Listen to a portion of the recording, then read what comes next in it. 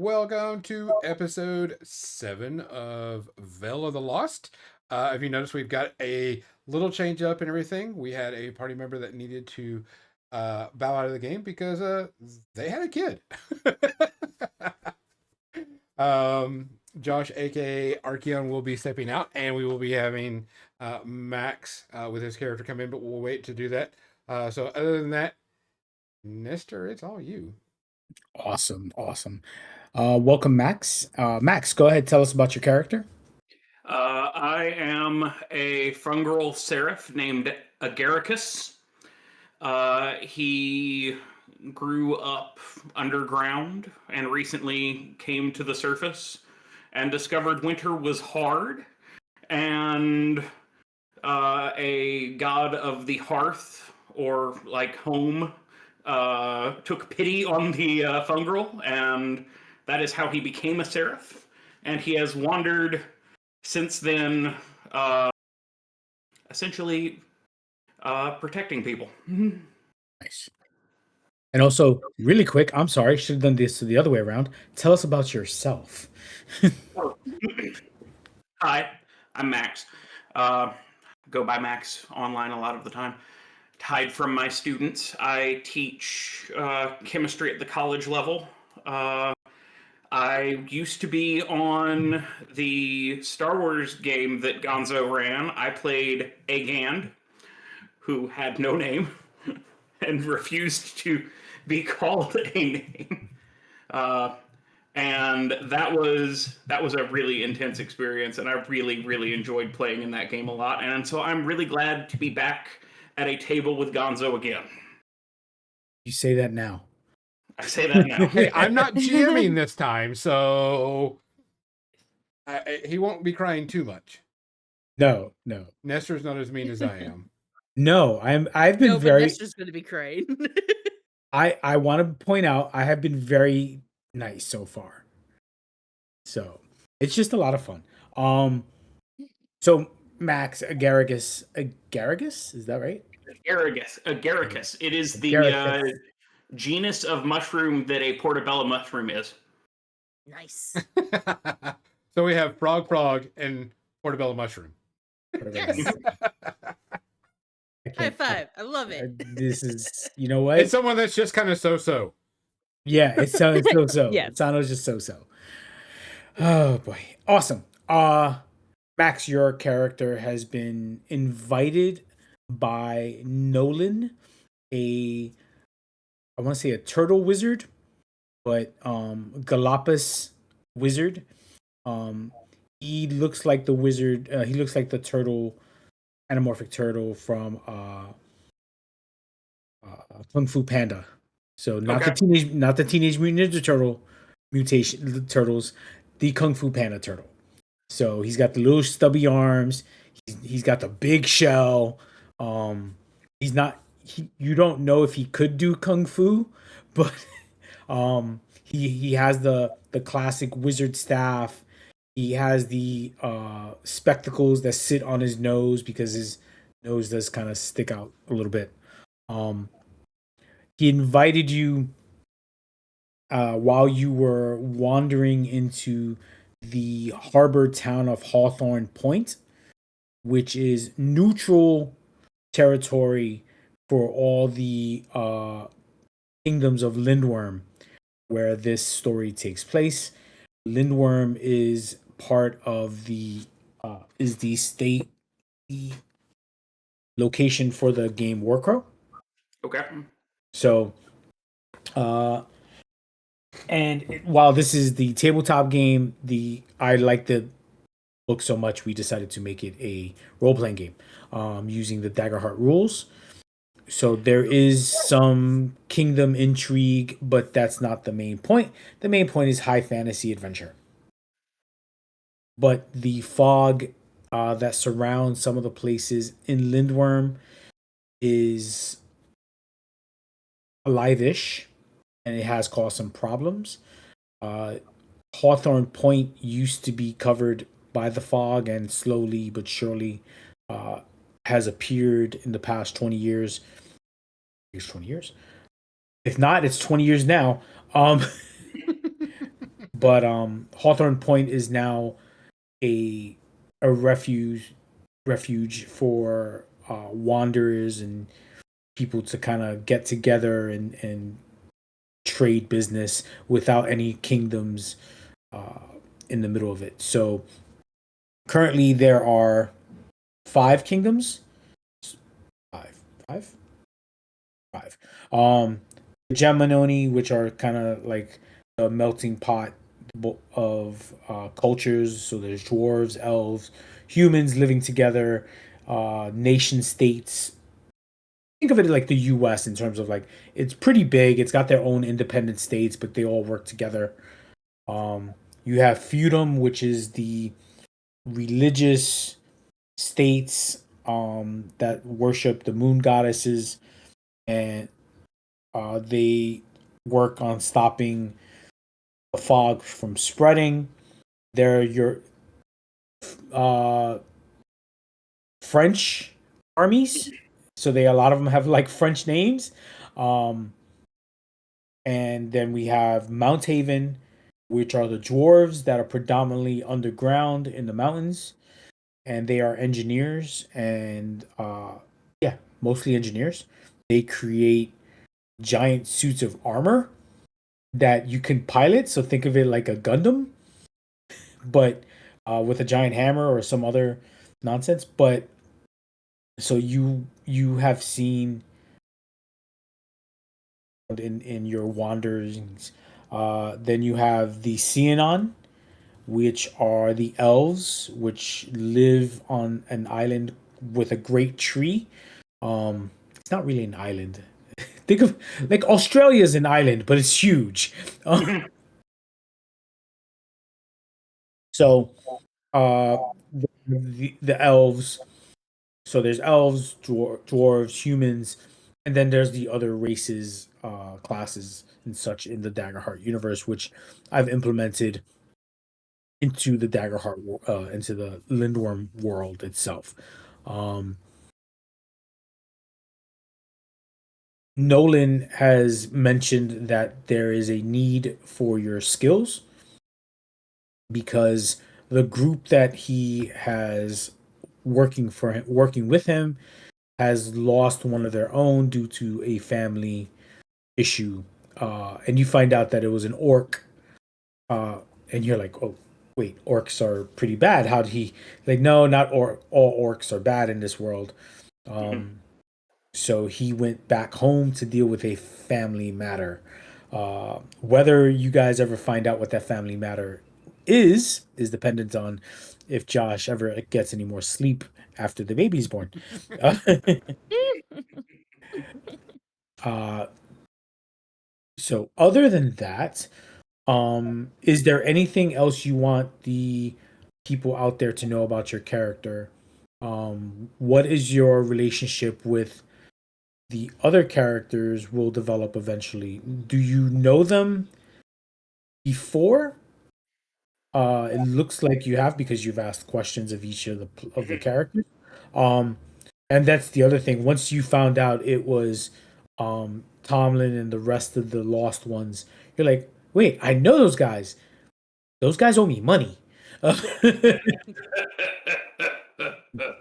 um, like Clearly, that that was top a so-so deal.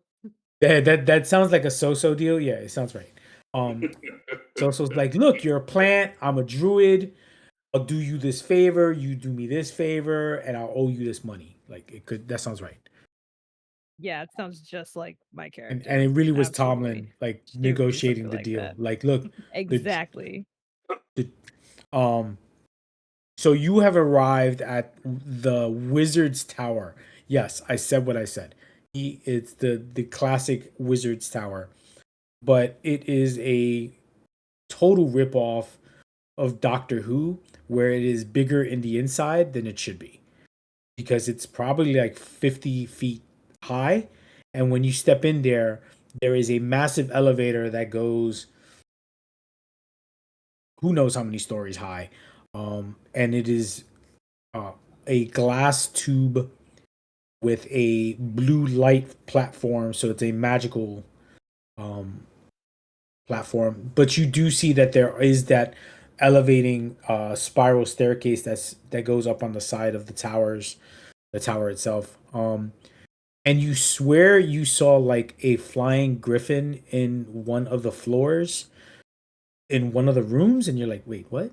Um, as you reach what looks to be or is a map room, and there is a large circular table um, made of stone, and each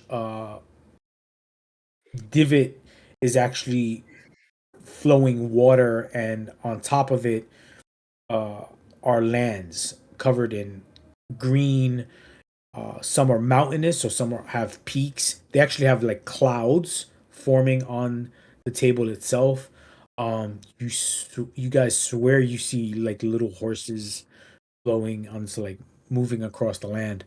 Um, and it is almost a current map of Lindworm itself. So it's the world map like you would see in like a video game. Um, and it actually has written out in the land what each one is, what each state is, um, and different colors. So the ones for hegemony are black and gold lettering. The ones for the northern tribes is blue and white for the cold.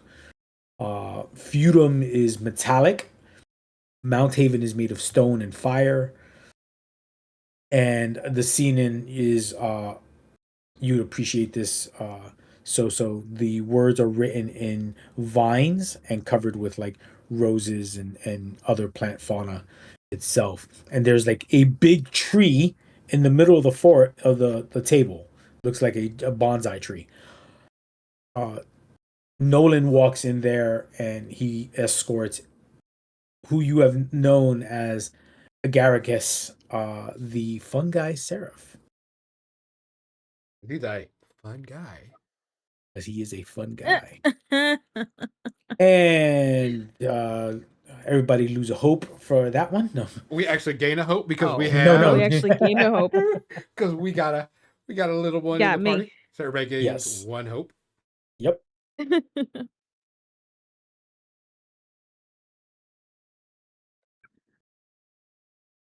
So Nolan walks in there with his staff. He clanks his staff on the table. You guys were just waiting for him to show up, and Ivy and uh,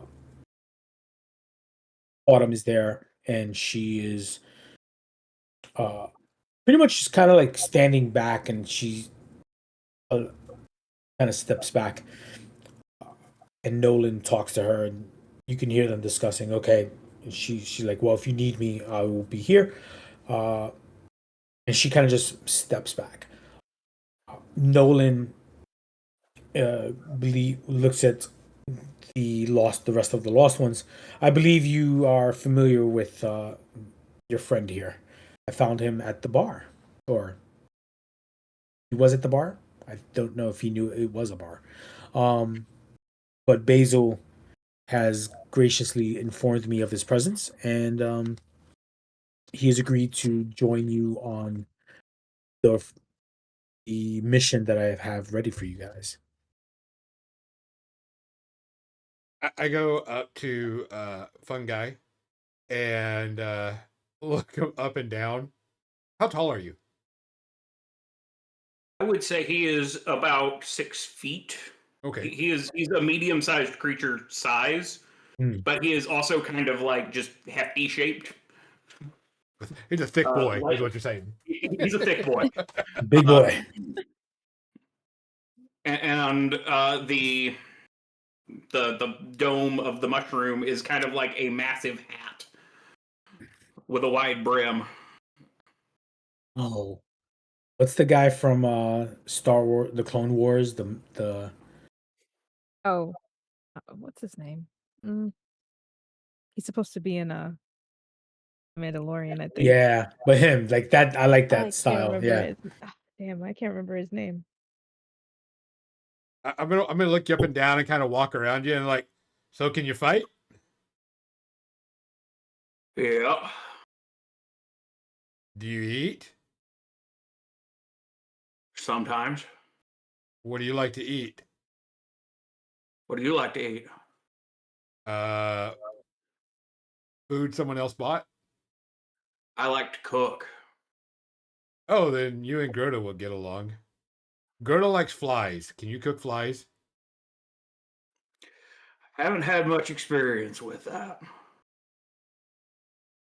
I like soup.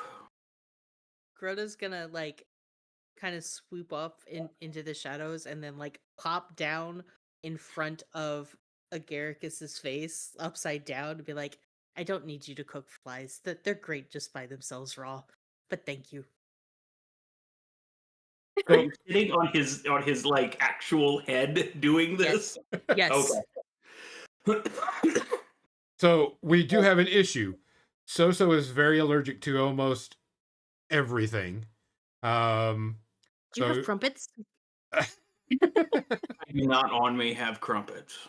so you will have to probably be checking with her because she is allergic to almost everything. Rhoda. I'll send you a list. That would be helpful. So your eyes are not as running as they. Your nose is not running as much as it normally is, but yeah, there is. Your eyes are watery when he is around. The amount of dust in this place is crazy. Yeah. Plus, you actually do the moment you get closer to the CNN portion of the map, you'd be like, "Oh, that looks." You sneezed, and you can actually see like the pollen on that area because it actually is a real tree per se. Wait, is the map like real like terrain and everything on it, or is it just It like it looks to think of it. So you've seen most of the tabletop games that we play. So like the terrain. So think of it as like as real as it possibly can be without it actually being another planet. Like you Gotcha. poking the map does not destroy a world. But Gotcha. the rocks are real. The clouds forming above the rocks are real. You see animals in it. Uh, they are real as well. How real this table is, you guys do not know, but it looks phenomenal. You do feel the heat off of the volcanic areas in on the world. The water, you can feel the when the waves crash against the land. You do feel the spray of water, and actually, some of the water does spill off of the table, um, when the waves crash against the land. Uh, but then when it hits the ground, it just kind of like disappears. How much magical energy? Impressive. How much magical energy this thing has? No one knows. I know, but you don't. Um, so Nolan is walking around this table, and we're gonna say it's about how big is this room? 10 by 20. Yeah, so we're gonna say it's 10 feet by 20 feet long and wide. Uh, and as I mentioned, it is a representation of Lindworm, the main continent on Lindworm. You do know there is another side of the planet, but no one knows. Don't worry about it. We're not dealing with that right now. That's a later problem. That's a different part world. of the is that part of the map dark? Like, yes, you you have not discovered this. Right, Part. no. You have not gained the level of experience to actually explore there. You know, there's a big Leviathan there that when you get there, you actually fall off the planet. That's a good question for Hoopu. What's on the other side of the world? What do you mean? We got to look about the southern part of the continents. We don't even know that Yes, yet. yeah. You're just seeing kind of like think of it as like North America, Canada, uh, Iceland. But think of Iceland as about the size of Antarctica. So like that's the northern tribes. Then you got Europe. So it is a huge, huge, huge, huge. Uh,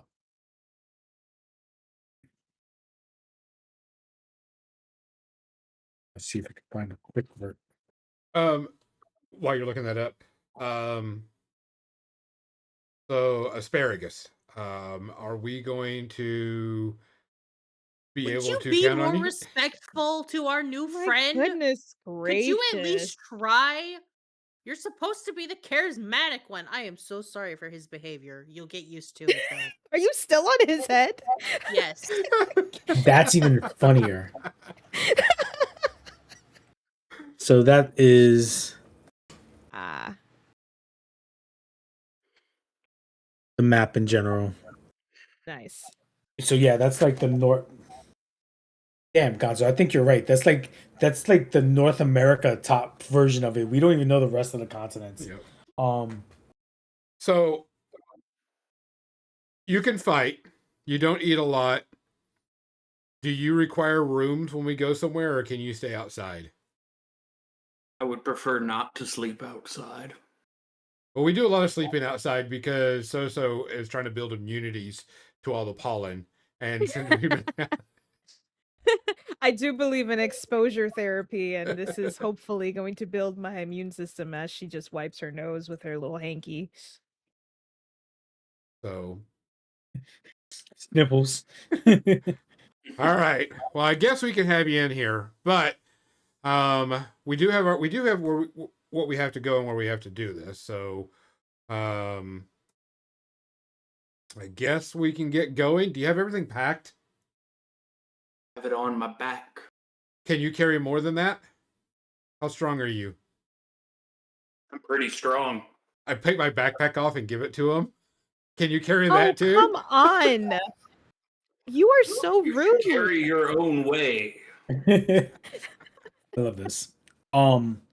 Nolan kind of clears his throat and he stands in between Tomlin and Agaricus. And he looks at Tomlin, he's like, if you are done, I have something for you guys before you leave. Hopefully, it's more money because we still haven't gotten paid crap. Greta That hops down and is like ready to go. so um Autumn, the redheaded Viking type, uh what did I describe her as? More of a valet. She was more of a bodyguard. She comes up and she has a cart being dragged by, not dragged, but being wheeled by a couple of servants, and in it is there are four chests, about the size of a large suitcase. Each one it has your pretty much your either your symbol or your initials, and they are wheeled in front of you by the servants. They bow, and Nolan dismisses them. Autumn uh, stands next to Nolan. Autumn, by the way, for Max, she is a tattooed human, red hair with shaved sides, long red ponytail, braided. She has a huge battle axe on her. Like, it's half her size. It's got to be at least 3 feet long, double bladed, uh, and she is what we would all consider a muscle mommy. She is just a big Viking of a woman, and she was working with the Lost Ones last adventure, but just watched them as they fought. Like she was just standing there, like Useless. not, yeah, pretty much. But she's like, "You guys got this." Um, but she's Nolan's body person, bodyguard, valet. Butler is not a good word to describe her because she does pretty much all the heavy lifting, literally of what he needs done. But each one of you now has a chest near you or in front of you with your initials or symbol for you. Nolan, he's like, I have help. Hopefully, these will help you along your way. Um, they are they're gifts of sort. About This time. is he gives you the dirtiest look, Tomlin. For as much crap as we've had to go through. And there will be more crap that you'll have to go through before this adventure is over. But in that being said, hopefully these will help on your adventure. And take these with my blessings and the blessings of the moon goddesses. And so he taps his staff on the wall, the floor again, and each of them unlock and open on their own, so they're not mimics. Ariel, Thank you. I busy. appreciate that because I was literally about to roll for investigation. traumatized. I love it. Sweet. So we go over there. Can we Yep. look? So you guys get to pick. You guys gave me your wish list. I love your wish list, by the way. So, you guys get to pick either a primary or secondary weapon that you gave me, and you guys can get your armor. Congratulations. You guys can pick one of the loot bags, or sorry, loot items. And if you gave me a consumable, you can get one, or you can get one of them. If you gave me more than one, pick one. Um, but Gonzo is very straightforward. He's like, I want this, I want this, I want this. And he's like, bam. Mm-hmm. Well, you said. Yeah. No. I a wish list and it's straight to the point. I love it. So, you get to choose one primary or secondary weapon from your wish list. You get to get the armor that you wish. One of the loot items and one of the consumable items. And yes, Mizzy, bag of bugs is in that. There is a huge bag, Yes. worms. It's just basically as if, you know, it's half dirt, but all the bugs inside of it, and like it's literally like jelly beans. So when you open it up, it's like you got a worm like going down your arm and whatnot. But like you're like, I can scoop it up with my tongue. It's fine. yeah, Big deal.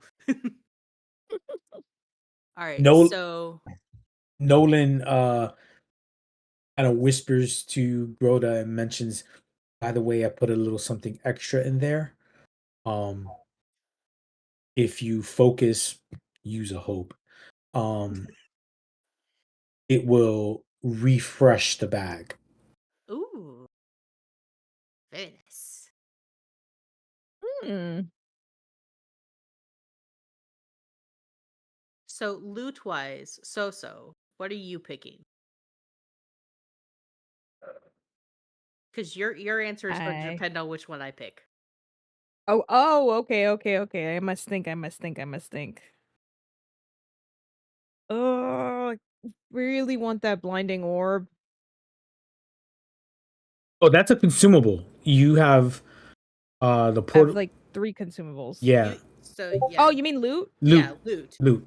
Oh, my bad. Okay.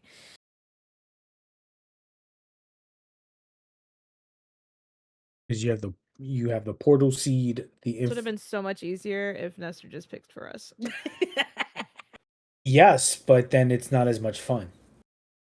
'Cause it would be good for me to know the recipes for minor health and stamina. Then there's an infinity bag, Okay, which so- could be so- super useful. Here's the thing. If you don't pick infinity bag, I will. Ooh, okay, fine. So then, Because I put infinity bag on there, but I also put a bag of fickle sand in there. Because Mm. fun. yeah, cause fun. I'll do the recipes then. I feel like that will come in handy. Then If we kill a lot of things, I can make a lot of those things. and I will carry all the loot in the infinity bag. That's what's up. Question. Teamwork makes the dream work. Sorry. Max got crashed. We'll just leave everything here. I'll just stay on this side of the board. Missy, go to your right. Huh? Yeah. I can't see anything. So I picked up my stuff. Ah. Oh. So, and also there is one bag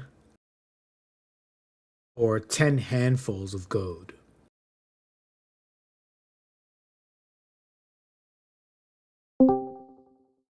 Wait for everybody to Welcome back, divvy Max.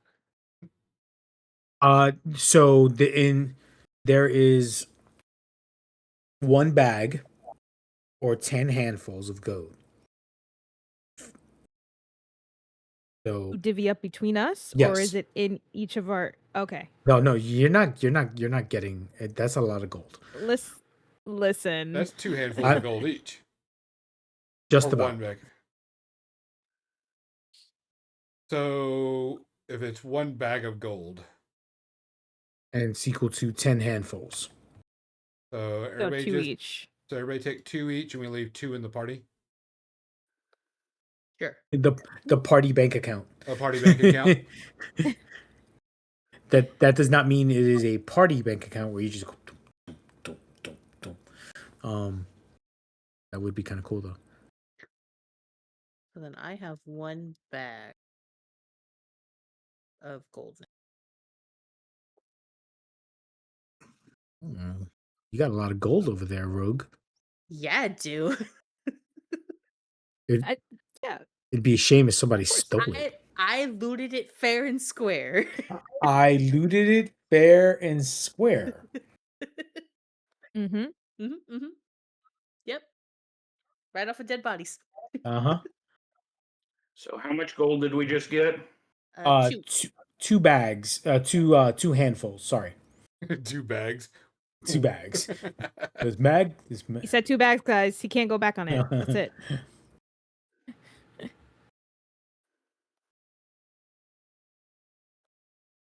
What am I doing wrong here? Do I need to do something different? I'm trying to equip the armor. You just go to manage equipment and then select, right? Well, you select it, then you go to your equipment tab, and then click the button on the right-hand side. That is what I'm missing. Thank you.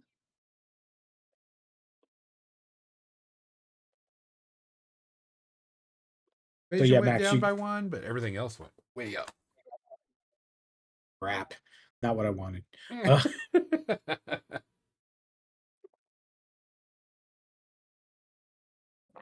Do we get a full long rest? Oh no, you guys were there for a couple of days, yeah. Okay, so just reset everything. Yep. Oh, I should have done that. Okay.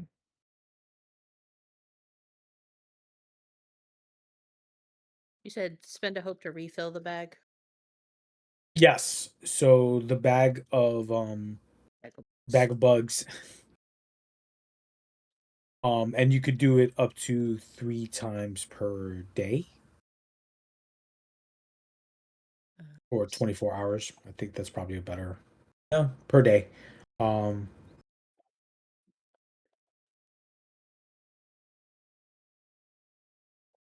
So think of it as like charges. So it has like 3 charges before you can before it needs to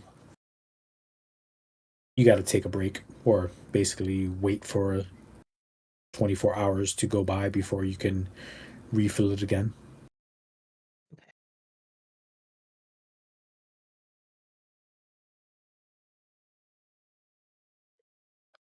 Question. So the recipes for minor health or stamina actually are considered one item each. So I have to choose between the health and the stamina, right? Yes, you do. Yeah. Okay. Any advice givers? What do you use more of? Any advice? I'm wondering if we use more of health or stamina, really, right?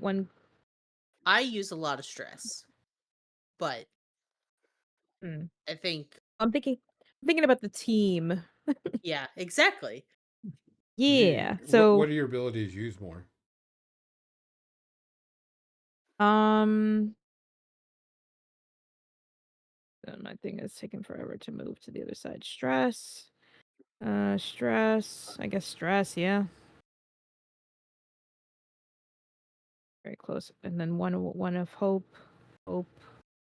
I think I have to use stress to turn into things too. Mhm. There you go. I guess that's it. So that's the stamina one. You pick stamina. Yeah. Okay. So picking stamina, it is a rolling leather pouch. So kind of you untie the like two ribbons and it opens up kind of like a pack.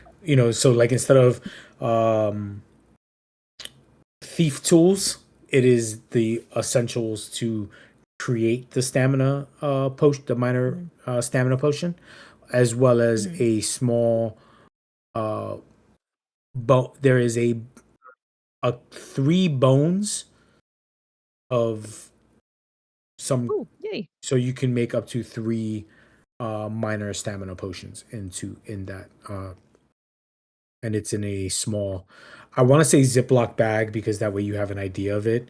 But if it's in a small pouch. Think of it like Gotcha. a small dice bag is probably better. Gotcha. And it's And I could collect bones, like, and I'm, add, like, I mean, yeah, you could cut off Grota's yeah. finger and use that bone to create a stamina potion. Sure. Yeah. You Sure. could. Okay. You could. But do I But want to? I Right, need my fingers. but see, She's I our see. rogue. my little frog hands But here. see, I say Grota because if you can't do that to Max, because Max is a plant life form, so you can't do that. It says bone of No creature, bones. no bones on fungi. He's a fun guy, but he ain't that fun guy. So, Oh and Lord. the question How are you is gonna be a does fungi without your funny bone? and the other question is that if you cut off a finger, does it grow back because he is a plant life form? Hmm. Does he I Like, is taste? don't he want to do that to our new friend though. like the If he does, can we eat him? Like if we get really, really hungry, can we cut off a finger, roast it? see? Or you got the bag of bugs. So you saute some mushrooms in the bag of bugs. Oh my god. Listen, Welcome to the team. the druid, the druid should be down with this. So feels a little weird about it. So's torn. I'm I'm very gonna torn. I I'm love gonna my turn and look at it, Gary. vegetarian, vegan eating, but I'm eating a friend. That's And, weird. and Tomlin would get the wine to like If he's saute it and okay cook with it. it, why would you worry about it? He's If not it's gonna go back. consensual, it's consensual. Oh Lord. boy. Um. So yes. Everybody gets. Does Let's anybody want to say see. what they got or whatever? Broda pulls out this scary ass looking dagger, and it's just has this shit-eating grin on their face. Oh, shoot. The dagger Y'all are gonna actually, like this. the dagger's hilt is encrusted with small red gems, by the way, and it has a large um like a jaw in the hilt of it. Mhm. So right in the center, there's like a big set of teeth. They're all sharp. Um, Oh boy. what Deadly. what else you got, Uh, Grota? and then I got my improved Gambison armor, and Mm-hmm. then the infinite bag and my bag of bugs. Nice. The devouring dagger has the trait of scary, so on a successful attack, the target must mark a stress.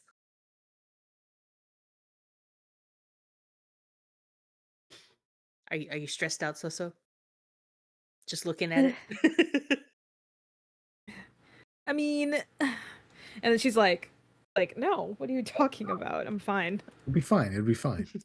Congrats. It's gonna be okay. It's gonna be. All right. Bugs all around.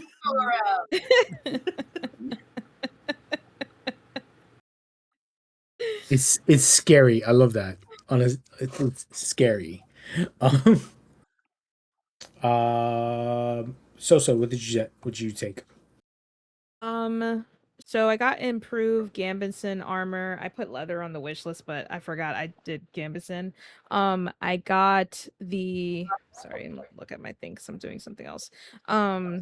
Improved a short staff, and then the recipes for stamina, and then a blinding orb because I always like to have a nice thing up my sleeve for some really bad moments. It causes vulnerability to people within close range.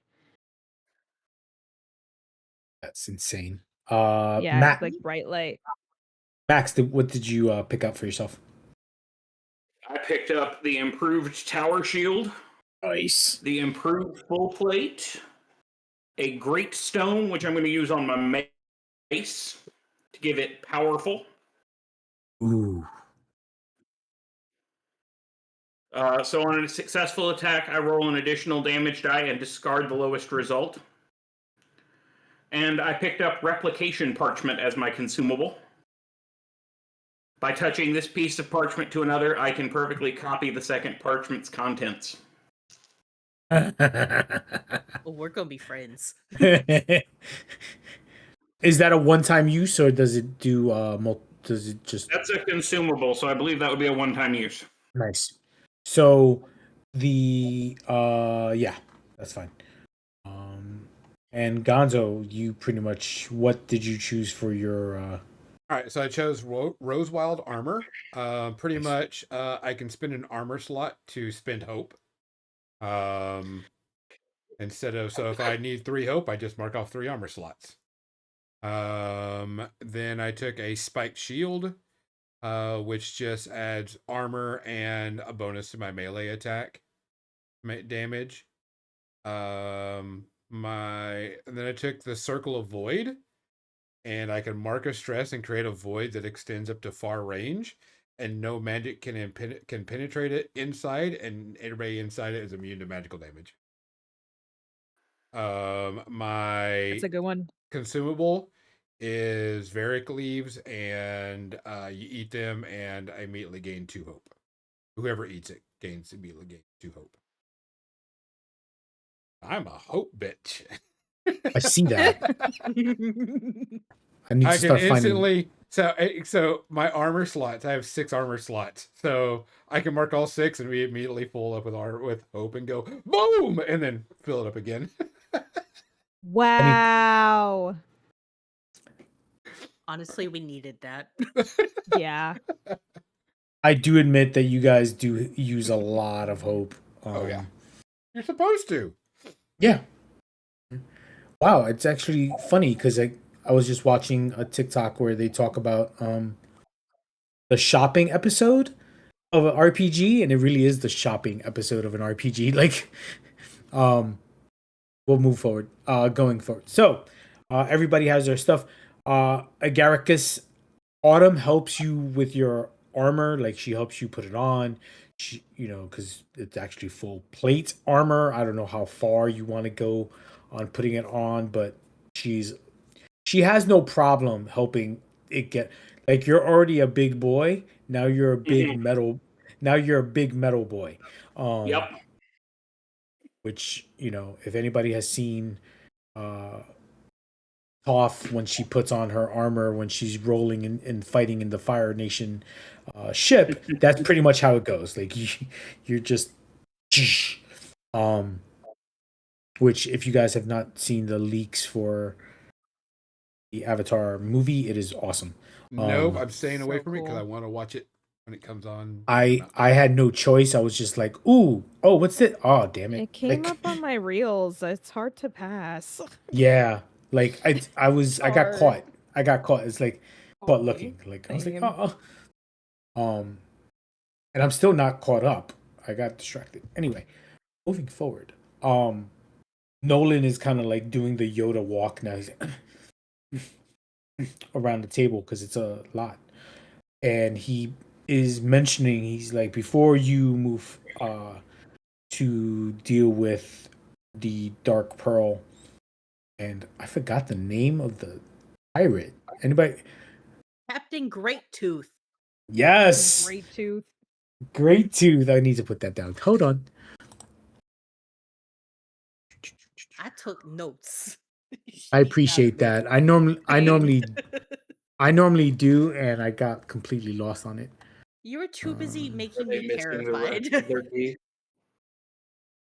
I'm sorry. What was that? Are they missing the rest of their teeth? That they have only one great tooth? He has one big tooth that sticks out like a fang, like a orc tusk. Um, but he is a great white shark. Um, and Mizzy's character has met him before because he is the one that destroyed her pod and her family and basically destroyed her clan of ribbits. So she is like, "Oh no, I don't like this. I don't want to deal with him." Uh, I'm not having a but panic attack. You're having a panic attack. yeah, but Great Tooth is the Commodore or captain. Captain is correct. He is the captain of the Dark Pearl, which is a giant ship. Think of it as like a cruise ship, but it's a pirate ship. Um, and it's bristling with cannons, and it is not powered by sails. It is a cruise ship. Um, it's powered by whatever you guys will find out. And he owns or has stolen a map with the location of the pieces of armor that Nolan is hoping to acquire before they are acquired by his arch enemy August, who is a human wizard, a sorcerer, sorcerer, who was imprisoned in another tower. Sorry, that's right. Max does not know the full story. So the lost ones were sent to a tower, uh, a mountain. Sorry, they were looking for a group of dwarves that were investigating a area, and they found that the dwarves were taken by a group of evil elves known as the Scions. And the Scions are basically like a cult, but they're like different versions of the cult. Um, They're just the ones that misunderstood. they are very misunderstood. They just want to raise zombies. That's all. And create Frankenstein's and abominations. They just want to So live their truth. their version of it. So they go into the mountain. They find out that there is inside the mountain a tower. So they find that the tower is inhabited by the Scions and their cult followers, and eventually they actually have a fight during the holiday uh, uh, episode against Krampus, and uh, they are saved. Well, not saved. They are We were not even extracted. rescued. you guys were taken out. So Nolan he came through a different hole in the wall and said, "Yo, I need you guys," and pulled them out of the tower and told them basically in the tower, at the bottom of the tower, locked up, was a great sorcerer that Nolan and his adventurer friends had locked up. And now, because of the scions, he's loose and they're looking for his armor. Nolan knows that if he gets his armor, becomes all powerful in itty bitty living space. So you guys are now on the run in a race to get that information from, or get the pieces before they do. So Nolan has tasked you with this because it's the world needs your help, and that's what adventurers do. And Tomlin's thinking about, yo, I want to get paid. Um, any questions so far on that, everybody? You good? Okay, cool. So Great Tooth has two pieces. He has the map that Nolan had given to Grota's clan, and with the map, he found the belt. So there's a belt, there's a chest piece, there's the helmet, there's the greaves, um, there's and I believe there was the leg guards. It's not Iron Man armor. Think of it as just kind of like plate armor that you put onto your body, but it's magically imbued and it gives August all this great and magical power. Um, there's other parts to it, but like a cape, a sword, whatever. But he doesn't need that to be powerful. Helmet, Greaves, chest piece, and leg guards. Yep. Right. So yep, and I then think there's a gauntlet too. the gauntlet, greaves. I don't have a belt though on my notes. There is there is a belt. Okay. That Great Tooth There's has. belt in. Yep. There's a belt in my notes. Thank God for that, because I would have forgotten about that. I must have missed that one. No, that's on me. So yeah, the belt, which Great Tooth has, and he has the map, and he uses the map. He's looking for the other pieces because he has been hired by August to find them. He had the map before he even knew he had the map. He's like, "Oh, I like these people. That's cool. I'm going to destroy the whole Ribbits because I like frogs." He sucks. I could make it so much worse saying how he cooked Grota's Oh, don't do grand. that. That's just horrible. Uh, Mm-mm-mm. like filleted them. No, just bad. There's a scar on my back that never healed quite right. mm, Never grew that out of it. Oh no.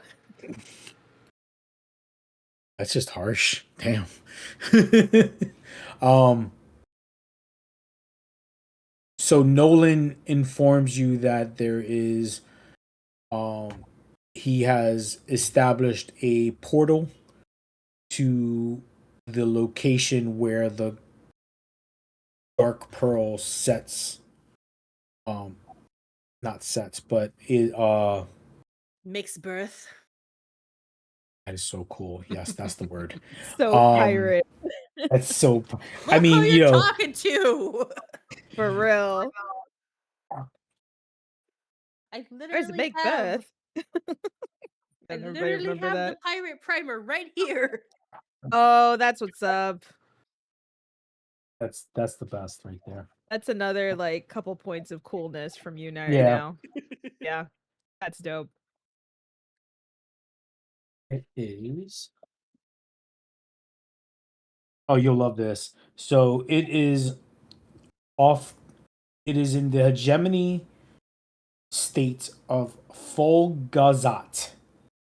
For those who want the spelling, it is Folyk, O with a funky symbol on top of it, Z, another O with with two dots above it, double T. So Fali Kazat. Sure, we're gonna go with that. But it is a small island off the Bay of Horses.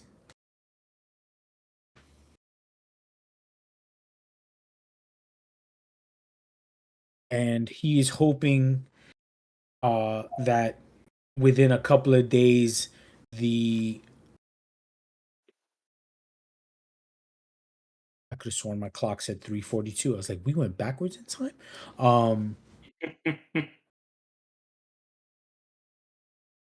So he's hoping in a couple of days the Dark Pearl should arrive and make birth. Oh, that's so cool. Um, there is it is, think of it as like Tortuga, where we're talking like it's a small birthing area for pirates and rogues. And Grota, you have heard of this area because um, the rogue there is a rogue clan guild in that on the island um, that you are semi friendly with.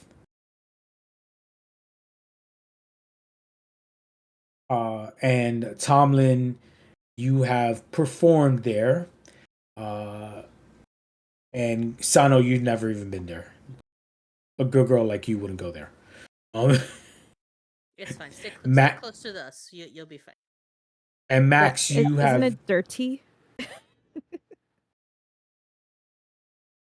Max, you have not been to the world, the lands of the hegemony. Um,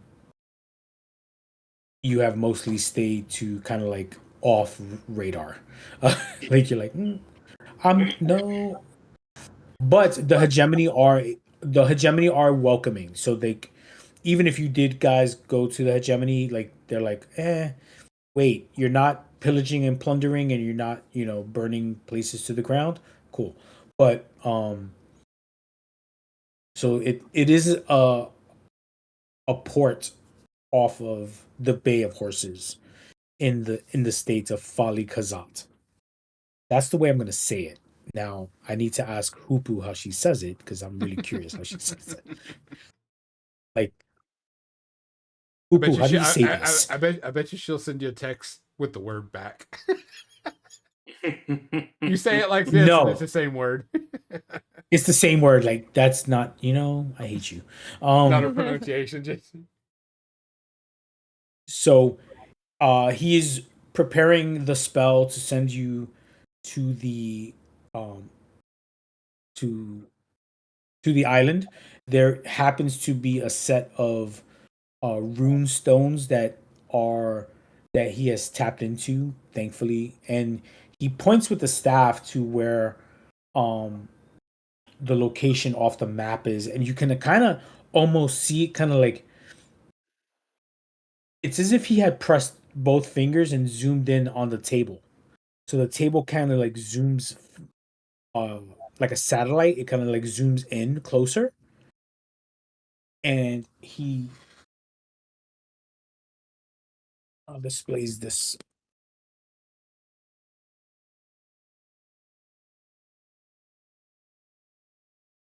to that area here.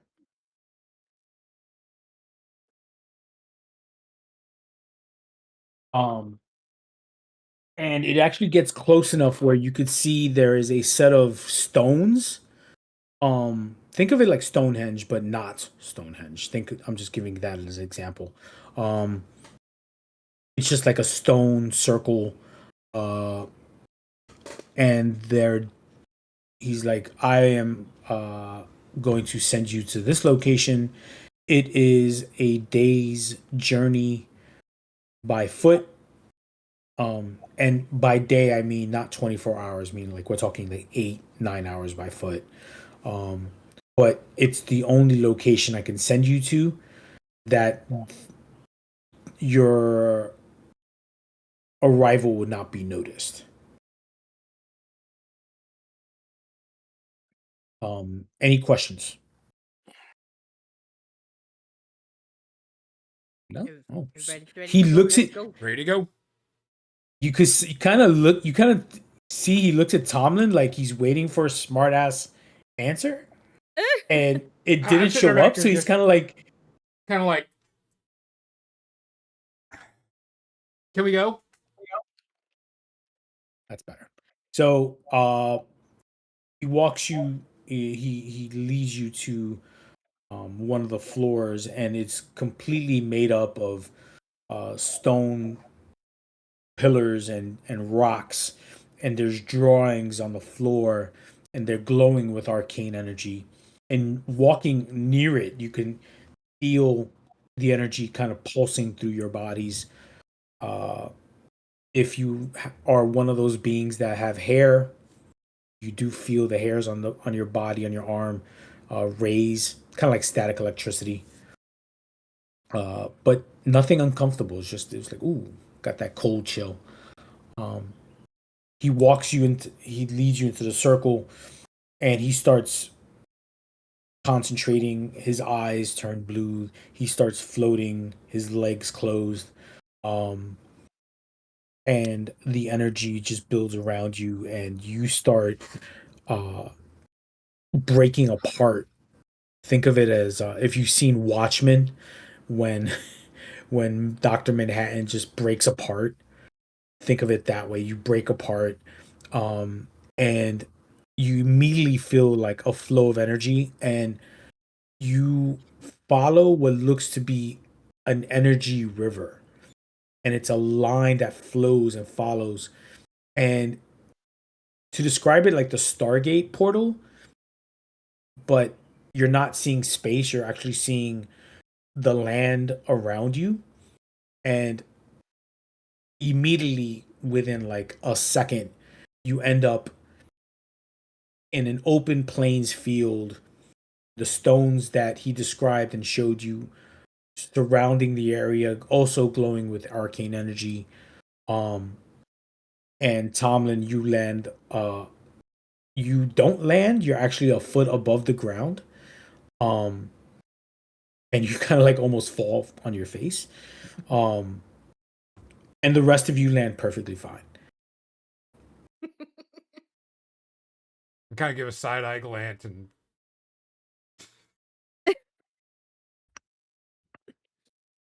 That's awesome. Not all landings can be graceful, Tomlin. they are when I'm around. Any landing you can walk away from's a good Exactly. Shh.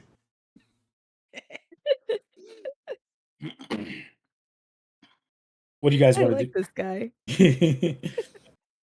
Not to like we're talking. He is 6 feet tall. He is as big. He's not as big as Josh's character, but he is almost as wide.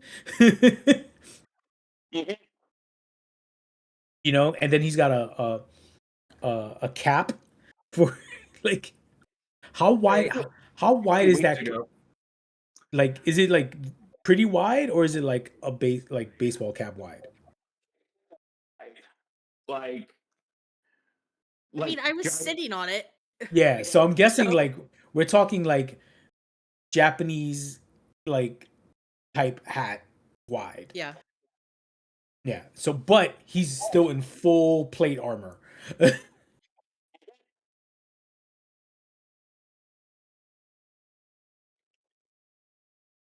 um, you guys, you feel a cool breeze. The wind is blowing. You can see, like I mentioned, plains. There are some stalks of grass, tall grass, but there is a cobblestone road that leads from the circular rock formation. Um, Not too wide. We're talking two-person wide. Um, we're talking about 6 feet wide, and it leads off down from the hill. And you can see in a distance Um, and we're not talking like, oh, look, it's just down the block. No, we're looking, you can see a ways away, a speck of a city and, or a speck of a town. And near it is a large body of water, but it is almost blocked by uh, kind of like a cove that's been built up around it of abandoned ships that have been stocked top of one another, almost like it's blocking the town. So think of it of a wall that leads to the cove, that's kind of breaks the cove in two. So a crescent shaped cove, but now half of it's split by like a large body of ships stacked on top of one another. Um, the fact that you can see it, and we're talking, it's got, let's see, 8 hours standard travel, probably about 20, 30 miles away. Um, and the fact that you can see how tall it is just is captivating. What do you guys wish to do? I want to start making our way towards the town. Kind of scout ahead and everything for threats and whatnot. Hmm. How far do you go ahead? Mm, I'd say within shouting distance. Okay. Um, Grota just kind of does the whole stealthy ninja. Hop It's look, this way. she's like hopping and backflipping midair, like not subtle. Um, Not hearing anything though, which is I'm crazy. graceful. yes, Mm-hmm. like it's flashy, but it ain't. But it's quiet. Um, and moving forward, you go pretty much a while. Nothing spectacular. Um, eventually, the time moves forward. We'll skip all the traveling. Nothing important happens. You're actually just bored of the walk. It's flatlands. There's nothing to look at. Um, eventually, after about 6 hours of walking, even at a hurried pace, um, the road starts becoming, instead of cobblestone, dirt road. Um, and you can see that the road kind of it. You're coming off of a an opposite of a fork. So there is a continued dirt road that meets up with the cobblestone. So it looks like you either have a choice of going one direction away from the town and then one direction to the town. But you start noticing that there are wooden posts, and attached to each wooden post is a metal jail, a hanging jail. And a lot of them look kind of gross. There are uh, dead bodies every so often in some of these hanging jails. And it says a lot of them are written with their crimes. Um, Peter, um, mutiny, like a lot of different pirate crimes that you, big no nos that you should not do when you are a pirate. Um, what's bad captain. Uh, so there, How recently did Bad Captain die? he looks kind of fresh, but not that fresh. Um, and it by the looks of the body, it's a orc. Um, and I'm saying the looks of the body being like the jaw, even though the skin is still like gooey. You kind of see the tusks of the jaw. He did have an eye patch, so he was like that stereotypical pirate. Uh, but he hadn't. They are when they are jailed in those hanging towers, those hanging jail cells. They are very minimum in terms of clothes. Like some have no shirts, some have shirts, but like they're ripped up. Um, and if you investigate further, you can see that some of those shirts have like whip marks on the back. Some actually have a noose around their neck. And they're actually hung in the hanging jail cell. So they're kind of like hung in this and left there. You see the crows and the carrion birds, um, hanging from there, and you just hear it, it's an eerie feeling, but also it's one of those feelings of like you when you came off of the hill, didn't feel humidity. You felt like it was a calm, nice 60-degree day, and just getting closer and on the road, it's dark. It the clouds have formed, and you're like, what the heck? This is really strange. Um, and you do hear the birds and such. So, what do you guys want to? Do you guys continue? No, just keep walking. Okay. Reluctantly, yes. Uh, Another couple of hours go by. You start seeing the outskirts of the town, but you don't hear anything. And you, it is completely quiet except for the birds and the crows. You do hear the water crashing further down, so like a very subtle um sounds of the sea. You do smell the salt water, but it smells wrong. They're sniffing. Yeah. It smells. Ariel can attest to this. It smells like the East River. Oh, that's not a good smell. It smells polluted. It smells dirty. Smells swampy. Yeah, and you feel that swampiness on your skin, and uh, Max, your character, while is in armor, you kind of feel it even more because you're kind of like locked in there. You're like, yeah. But the other thing is, fungi don't probably sweat. So, um, And Grota's just back at home. right, Groda, you're like, finally, kicks off her shoes. Never had shoes to begin with. Right. Truth.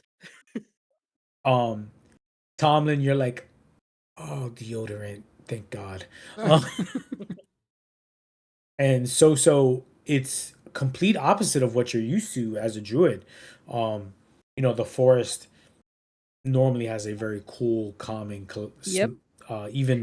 it does not smell like a warm spring day. No, no, no, it's nasty. Yeah, my cloak is like slowly coming off and I'm like folding it. Yeah, Just it's tight. Just ugh. you develop you create a fan out of twigs and like some cloth, and you're like fanning yourself. Um, I think I could create some gusts of wind. and you see the town itself. It does not have a wall that you normally would see as like a big protective town. It's actually open. Um, there are buildings. There are uh, looks to be like small houses and small, just small buildings in general. Think 1, 2 stories, nothing bigger. But it's completely desolate. You don't see any signs of life. And actually, you do see like a tumbleweed roll across. Uh, I was gonna ask swinging doors. you do see like one of the one of the buildings at the edge of town has like an open door and it's kind of swinging back and forth. There is a wagon that has a broken tire as its broken wheel and it's trying to leave.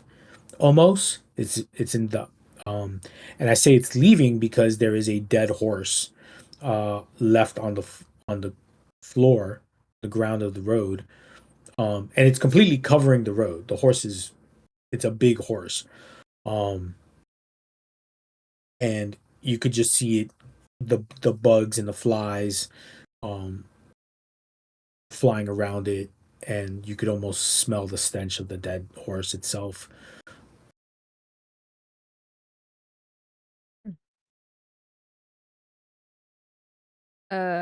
When Nolan described this town, was it supposed to be more like a busy town or just wondering?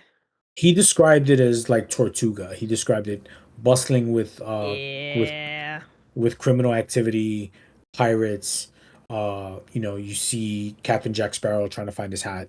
Um, Mm-hmm. you I see look at everybody and I go, this does not feel right. Is it a vibe that I would recognize from my past, Nestor? it isn't that type of vibe. Yeah. So if you're wondering, is this like something that Great Tooth did or something similar to that? No, it's not. Okay. It's not. It does not give off a vibe of being plundered. Okay.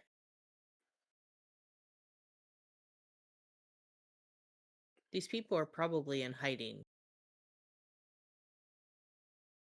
So they might There was have a lot of meat on that horse. Yes, Hmm. it's still fresh. Ish. Lies about Ish. it, though, and so it'd be something I wouldn't want to cook for people. No, no, it's not that Mm. fresh. Wasted a whole bunch of food there. If they were just going to kill the horse. Mm.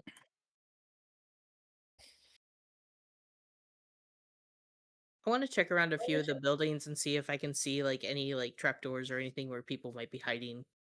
Any, speakeasy type door situations. Oh, like password.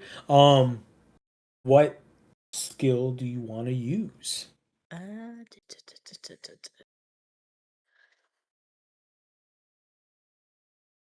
I want to try finesse to like in my expertise of like having finding the hidey holes and then like tinkering with different things. Okay. So think of it as like Tombstone. So think of it like Tombstone, where it's a lot of small, short houses next to each other, or sorry, buildings. So one or two are like casinos and bars. Others are like hotels and a marketplace. But they're not too spread apart, so they're probably split up. Probably they're split apart by like alleyways, and they're the width of the same as the road, where they're about 6 feet to 10 feet in width, depending on the alleyway. So the first one of the first buildings that you see is uh, it's a kind of a hotel slash bar. So you have the bar downstairs, so it's 2 stories. Um, and just looking at the door, and yes, it does have the western double door. Um, and the door itself is hinging. One door is just off, and the other is kind of like creaking open back and forth with because of the wind. And you look inside.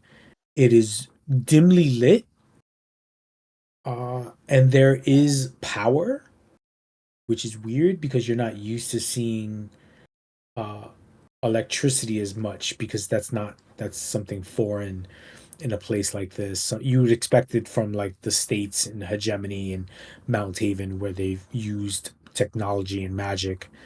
Um, CNN don't do that, dirty elves. But there are torchlights as well. But you haven't really entered that. Across from that building looks to be like a market.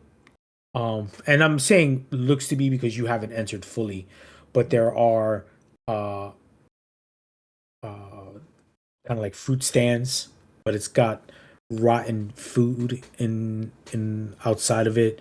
But I'm not talking amounts of food.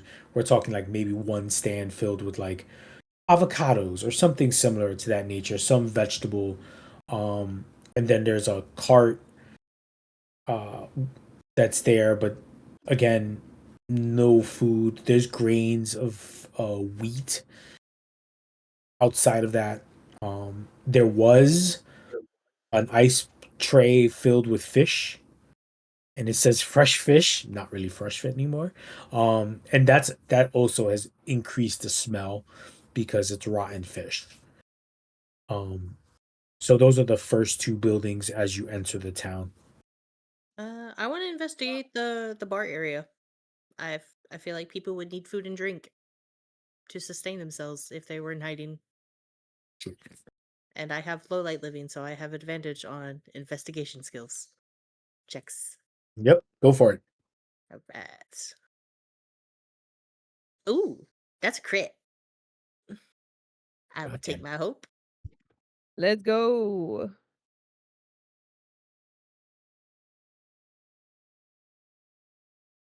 So the other question, my question now is, how close is everybody else to her, or do you just let her go by herself? I mean, we stick together as a No, I think team. I would follow her. Yeah, we stick together. This is weird. Um, In this situation, say that one more time, Max.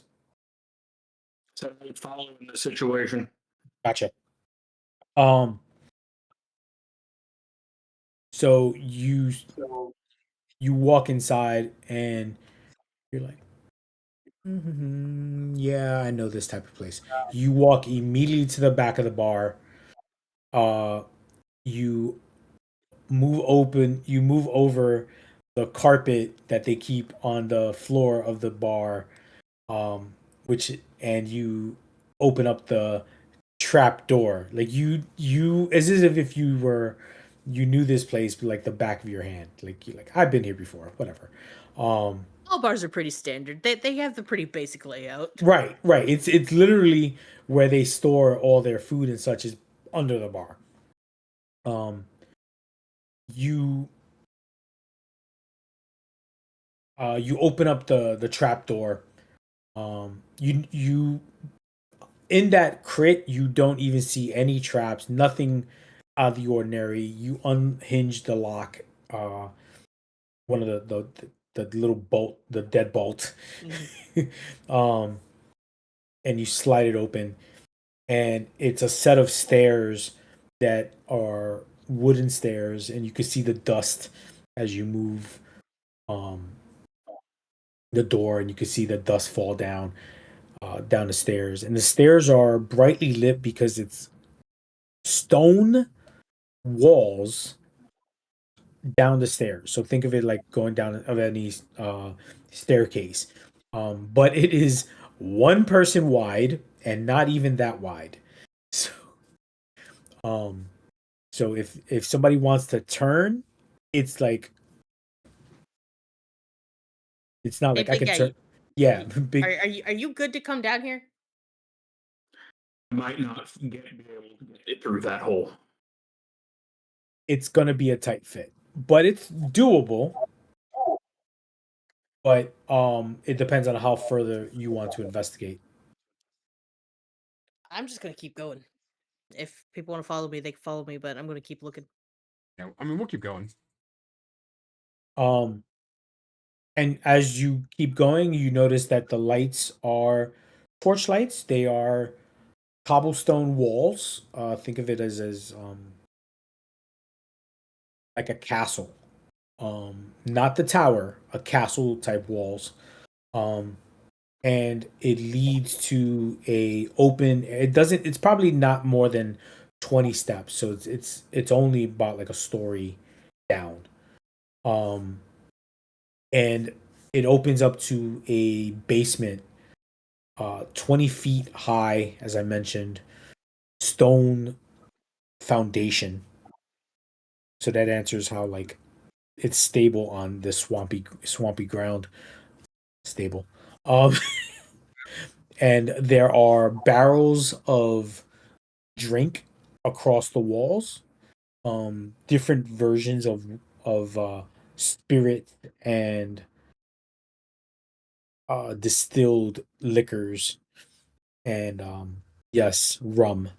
Uh, and on one side of the wall, it's a 20-foot by 20-foot room, 20 foot by 20 foot and 20 feet high. So it's a cube. Awesome. Um, like I mentioned, on one wall, it's stacks of barrels, and they're all tapped, right? And they all have the spigots to um, fill drinks or and then there's smaller barrels. So big barrels filled with liquor, and then smaller barrels filled with liquor that you could bring upstairs to give to customers or such. And then on another wall, there are chains and cuffs with bodies attached to them on the floor, and we're talking barely dressed people of different races and ethnicities and sexes, um, barely dressed, barely. Then they're all dead, but they are all uh, cuffed like prisoners, How badly decomposed? as almost as bad as the horse, if not worse. So I've been here a while. Yes, and obviously you smelled it, but um, it was almost masked by um the sweet smell of the liquors. So it was almost like potpourri was covering the smell. Uh, but now as you like get closer, it is repugnant. Um, but I say there's like 6 or 7 bodies, and you could see like one of them actually try to. Uh, you could see like one of its arms is missing its hand, and the hand itself is on the floor, and you could look at the stump of the wrist, and it looks like the orc gnawed its hand off, and tried to escape, but unfortunately, it died from blood loss. Um, there is an elf, um, very malnourished, very decomposed, um, just dark, like grayish skin tinge colored, like that whitish ashy look to it, uh just decomposed itself. I want to go over to the bodies and see like if I can see like any identifying marks of who they might be, why they were chained up, anything like that. You notice on the orc, it has a brand, a very this a very faded brand, but it has a brand on its chest. And you look at the rest and you notice that the rest also have brands. Like slave marks. You would assume so. They're all the same brand.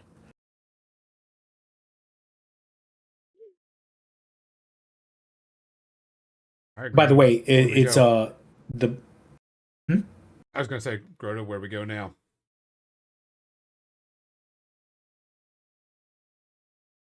Oh, the brand is also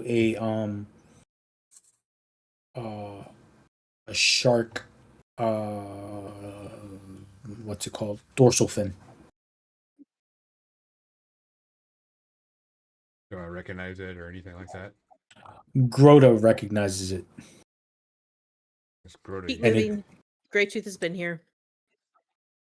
We keep searching, see if we can find anybody, what might have happened here.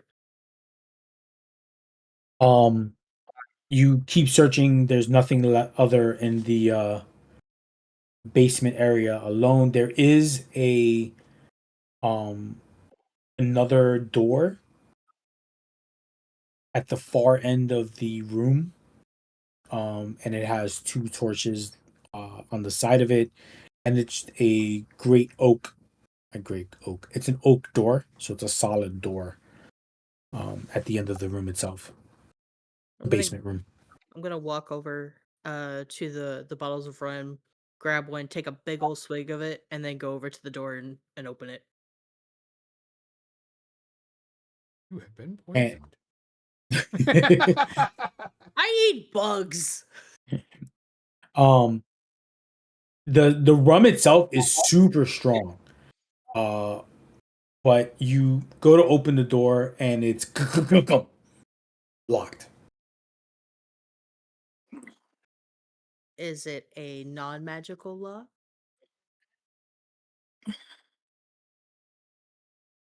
You get down on your haunches. You like, no, it looks like a standard lock. All right, I'm gonna try to pick and pull it. That is going to be You get finesse. you get another crit. I'll laugh my ass off. Right, me too. I got a 22 with fear. It's okay. I don't get fear off of those. Um so you're like, oh fine. So you're talking a lot of smack to Soso about like, what you're gonna do to create soup when you do this, and you're almost doing it blindfolded. Um and you pop the lock and it slowly opens up.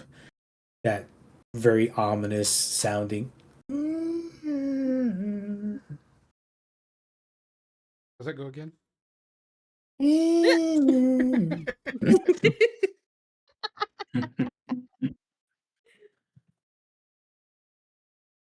All right. Came here to do a job. Let's do it.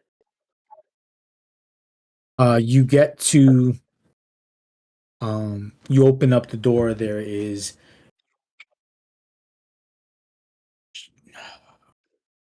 this person needs the owner of this office would require an intervention with the amount of stored paperwork that is piled up around the office itself, and it's a smaller office.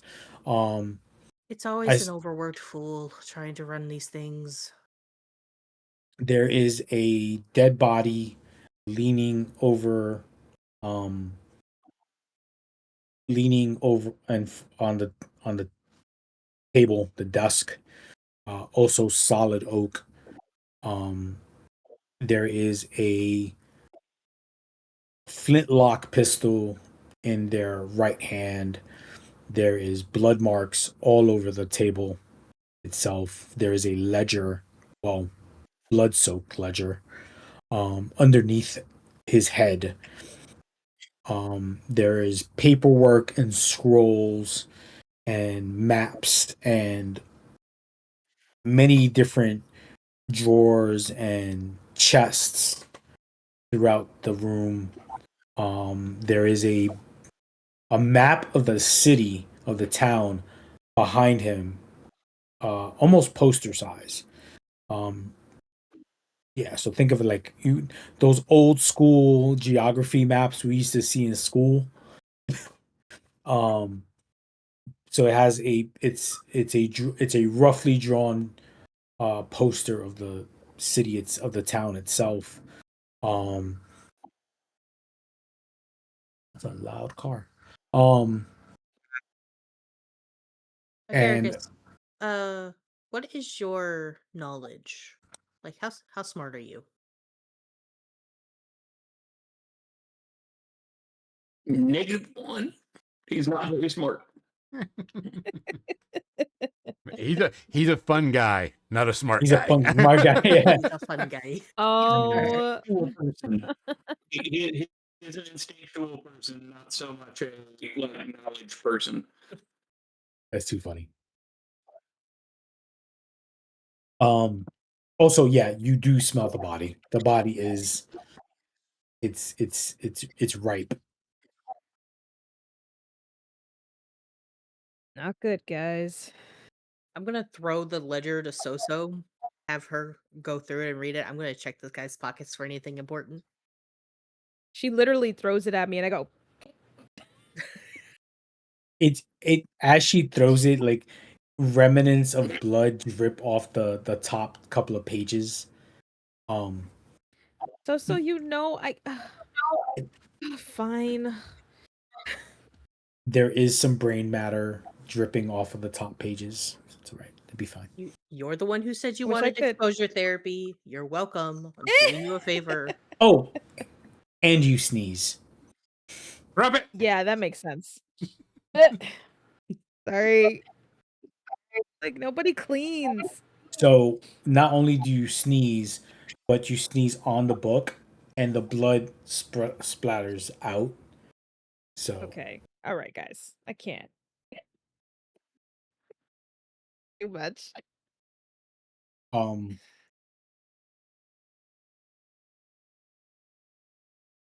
Grota, you're patting down the dead body. Mhm. What you got, fool? What you got? There is a drawn picture of a you believe a woman, um and she's holding like a swaddled bundle in her arms, um and you find that kind of like folded up in his front pocket. um and you see that also he is wearing a chain, and in the chain, on the chain itself, is a big iron key. That looks important. I'll be taking that. And then checking he has a vest.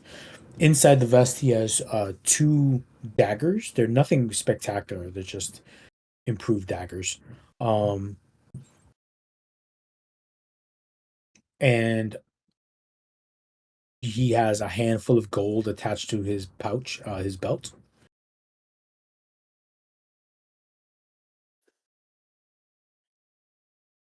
And checking, he actually has what looks to be a wallet. And in the wallet is dollar bills. No, is a list of ingredients.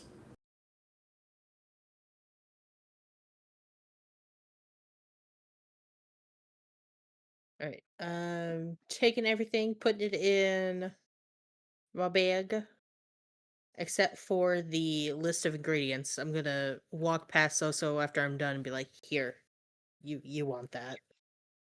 Okay, I'll take it. Uh, Should I read through the ledger now? and then I'm gonna give the two daggers to Tomlin and say, "Here, get a good deal on these the next time we have society around us." Check out the daggers. The daggers, anything special? They're just improved daggers, so they're nice. They're good. You probably get a good couple of gold off of them, or you could just throw them at people when they get in your face. Yep. Tomlin, how much did you get for those two daggers? Oh, so I threw it at somebody that really annoyed me. I got 2 eyeballs. Yep, I got two eyeballs and a good scream, so it was completely worth it. And then So I'm also gonna give the iron key to my new friend here, Agarius. Thank so you. it's a big hefty key.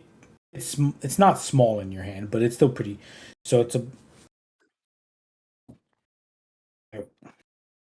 good size, like this big. Yeah. Yeah, it fits your Um, hand better than mine. yeah. I need to two-hand it. and it is on a chain, not like an iron chain. It is also like a iron chain itself, so it's got some weight to it. It's not light. And it's a thick it's a thick key as well. So it's not one of those keys like oh, ding ding ding and it bends. No, it's got some weight to it. Like someone took their time to actually forge this set of key, this one key. Um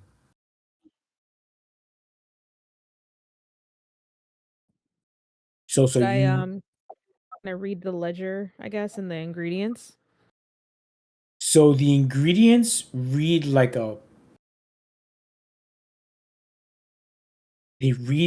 a recipe. Okay. With my It's my knowledge of things, what is it?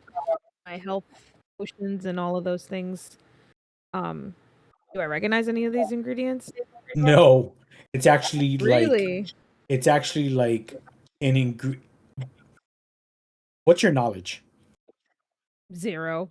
Okay. So by instinct, knowing, your halfling self, it reads like a recipe for beer. Okay.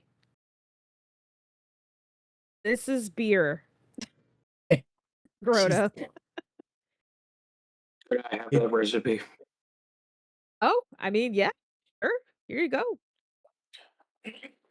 and It's actually a very good ingredient to cook with, yes. That's true. especially stews. Ooh, could we have some Hmm. corned beef? Do you have a cow? We can find a cow.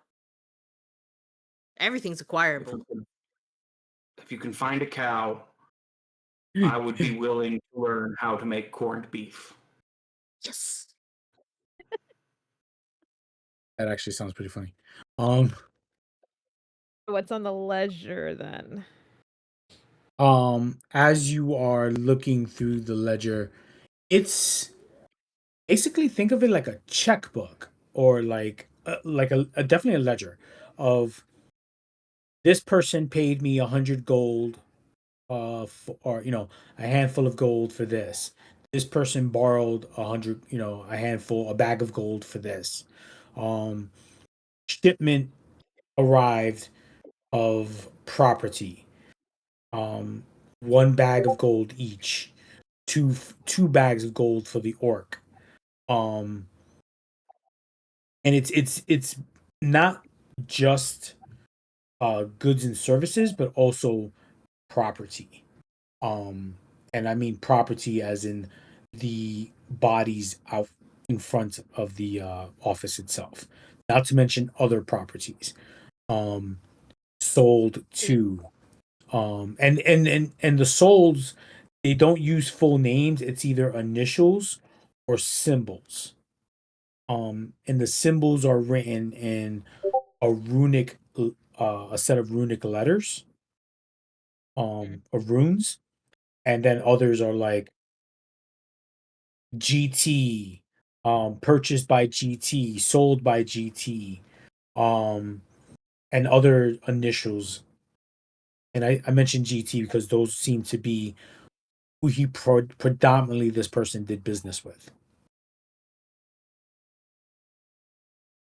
Any dates on there? Uh, no, Hmm. it goes down in order. Okay. Well, these guys There suck. there are numbers, Mhm. and that's what makes it look like a checkbook because each check has a number. So this person was into the 20,000 numbers. Gotcha. Yeah. Yeah, these people suck.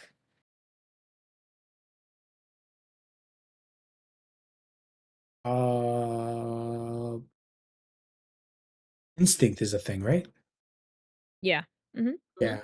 Uh you guys give me an instinct roll.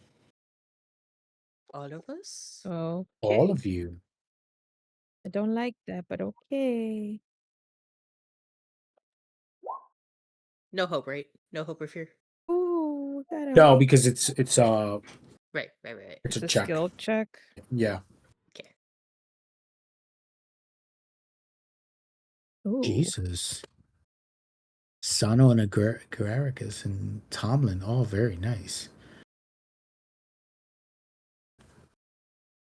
Mizzy, you're that 6. Yeah. Grota is that 6. Grota is that 6. Um, Grota's a G6. so Eh. like a D6, like a Like a D6. G6. You threw so Sano, uh, Tomlin, and Agaricus hear you hear movement above you, and it's slow shuffling, and you hear some of the tables kind of like drag against the wooden floor. Sounds like we got company. I whisper that. I don't like fighting in a basement. I figured you'd be okay being in a old, dark, damp place. Cold, dark, damp spine. Enclosed is the problem. He's not wrong. Gosh, Tomlin. I'm on a roll tonight. You really But are. Jeez. He's gonna cook you next. Where's Tomlin? You're eating him. Oh, okay. Like you did, like, and here I was worried about frog legs being on right? the menu. Exactly. Now So we're gonna have before fun on the we menu. move forward, we're gonna take a 10-minute break for bodily functions and such, so that way we can jump right into the action. Cool. All right, we're back.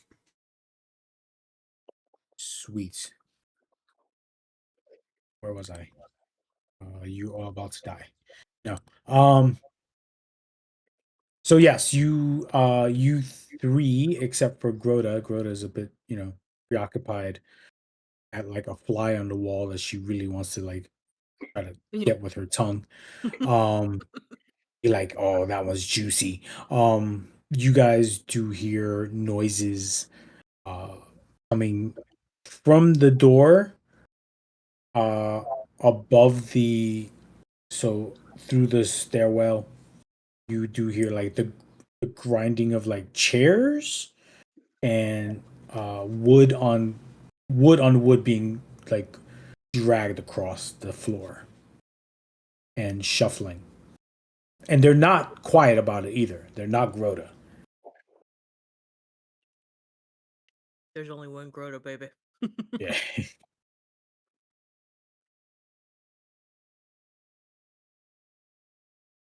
They probably don't know we're down here. Do we hear any voices? No, it's not voices at all. It's just um pretty much like when like I mentioned, you're dragging a chair out the way. You hear like "Ee." Again, I can't do it. Insert soundtrack. Sound. Um, I could turn into a little mousey and see what's going on. What y'all think? Sure. Don't die. I think what I'm gonna try to do is go up to where the trap door was, just kind of poke out a little bit to see if I see anything. There's normally like a hole there, right? For your finger to get it through and so you could open it, right? No? Yes. So the door is still open for that led to Oh, it is the still open. yeah. All right. I'm gonna do my best to just scurry really quick up to the stairs of where the trap door is and see if I see anything. But I'm gonna turn into a mouse first, so I'm gonna spend a stress. So you're the mouse going up the stairs. Yes. Uh, no pizza for the turtles. Um, so you get up past the door. There's the bar.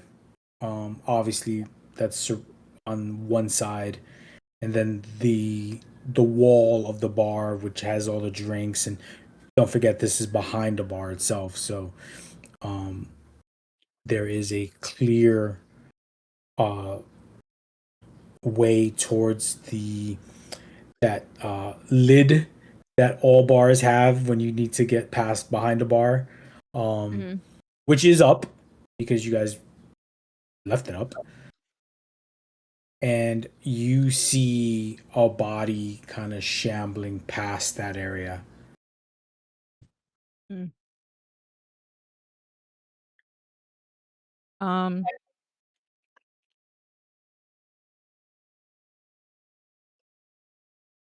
do I recognize the?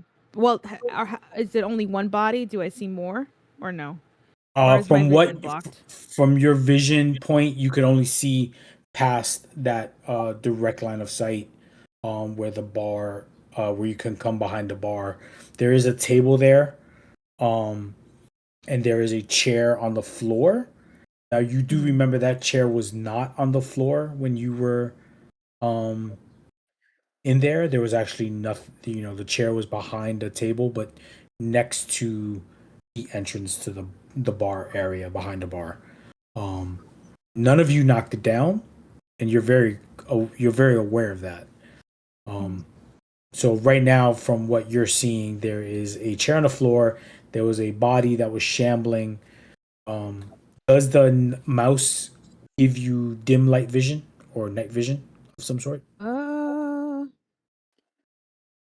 no, I don't see that being a thing. Yeah. So the room, while it is lit, it is still very dark after some feet past the chair area. There were tables there, like I mentioned, and chairs. And you still hear shambling on the other side of the bar, where you would be serving Okay, drinks if you're the bartender. You can can I? turn back to your halfling self and serve drinks to whoever is there. Yeah, okay, sure. Um, so if I'm not mistaken, those things, the what is it? It's like a when a bartender goes back to the other side of the bar, it like you lifts up and put throw and closes, right? There Yep, would have that's to be open. like That's a up. that would have to be like a under it should be open enough so I Hmm. can like poke my head around and see who's on the other side of the and the the and the and the lid itself is open. Yeah, so the bottom part is open, so you can walk in. yeah, so I There. can I'm still a mouse and I'll scurry like in the corner area and kind of look around the bar to see if I see anything. Okay. So you scurry across the bars, and you do hear more shambling, um, and moving, and you kind of look over, and the entire bar is filled with shambling zombies. In my head, I go, "Why does it have to be zombies?" And so, okay, so how many of them? Let's see. There's four of you, so about 16 of them.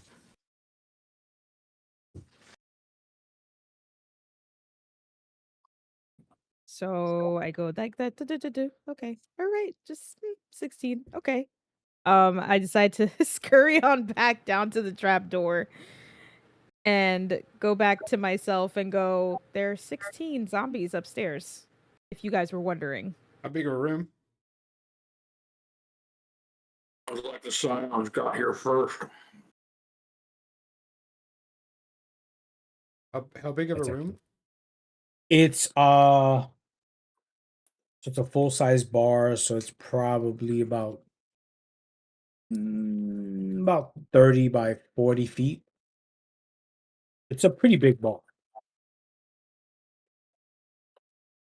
littered with chairs and tables. There is a piano there. Um, Tomlin, you were there. You actually played at that bar when you visited this place. You got kicked out. Um,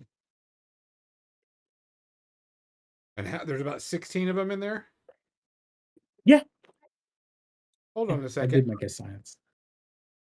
I'll start walking up. Do I know exactly where it is? Like the The room and what everything. the people? Yes, you guys, you and Rhoda have been there, like I mentioned before. So you know the layout pretty well. The chairs may not be exactly where uh Gotcha. you Yeah. remember them, but it's still a 20 by 30 room, 30 by 40. All right. I'm gonna sneak up there and kind of peek through. If you do what I think you're gonna do, I'm gonna laugh. And gonna cast fireball. Yep. So why did I even tell you the size of the room? One does not ask how big the room is when you cast fireball. You just cast You fireball. just cast fireball. I look at one of the zombies. I peek in. I look at one of the zombies and go, boom. So, all right. So like as Tomlin As you're is walking up so there, I noticed Tomlin walking up there, and then I'm gonna start like excitedly doing the thing on Agaricus and be like, he's gonna do the thing, he's gonna do the he's thing. gonna Just do the watch, it's thing. gonna be gorgeous. So Stay behind him. you're not being stealthy about it. Describe how bougie and finessey and like Oh no. Tomlin. I'm just gonna open the door and go, boom. Oh no, And point the at the door gun. to the door to the door to the basement like it's still up. So the only thing so you go up the stairs, the basement door is open, and there's the bar, the full bar itself. So you're going up the stairs. By the time you get up to your full body, being up the stairs, and you cast fire, like you just go. Do you go fully above, like, No. or do you just I'm kind of gonna like? just like peek my eyes over, and go, boom. Oh, you're like, It's like here's the floor. I go, yeah. boom. So how big? How big? Before I do that, I look back at everybody and goes, "We're gonna have a good time. We're gonna make things that spark. We're gonna have a great time, and I'm gonna make a big show of it." Everybody grab a rally die. You get 1d6. You can use it on an action roll, a damage roll, clear a number of stress when you roll it, whatever. Just 1d6. How do you do that? Just know that you have it Okay. for right now. All right, so I'm going to make a spell casting roll. I'm going to roll with advantage because I'm going to use my rally die. And I got 22 with fear. Nice. So everybody in the room, I'll give you your fear, needs to make a reaction roll. They need to have a 13 or higher.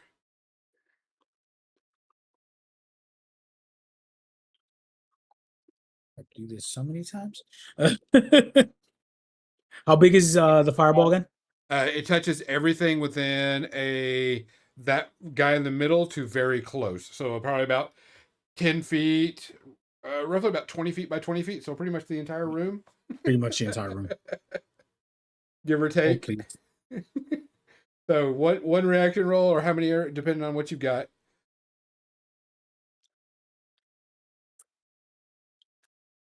Okay, so I did it in groups of 4. Okay.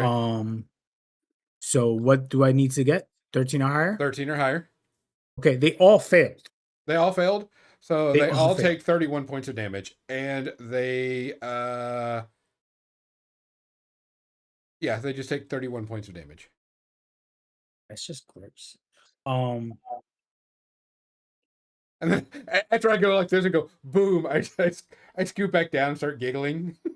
so so you go down, you like boom, and you start giggling, and then you hear the shockwave from the liquor that was on the tables as the fire just gets bigger, and you almost fall forward down the stairs because of the when liquor heats up and it expands outward, it's almost like an explosion of the gust of air, and you're like, boom, you're like, snap.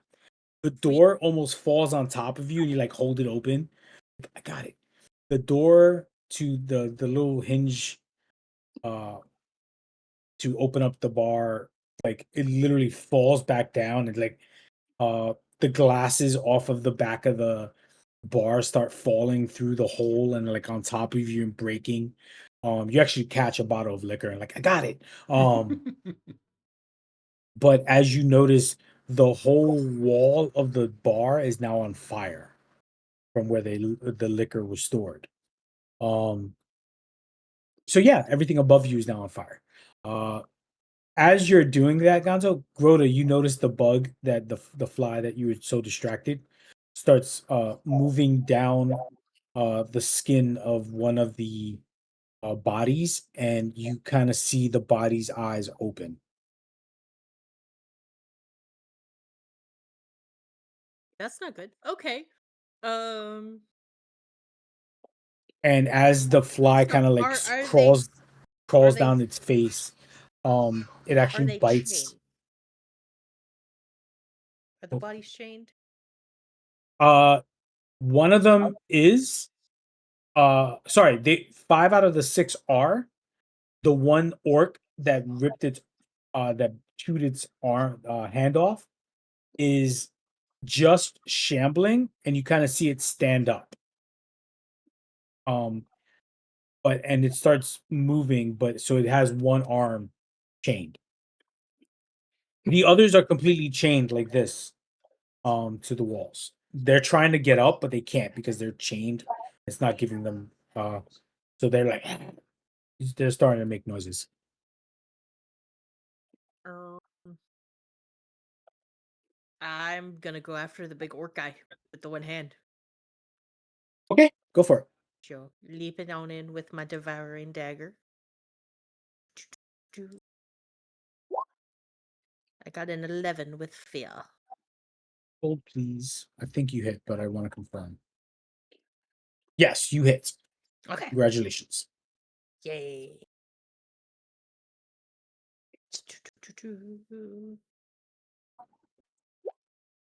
A 14 and damage.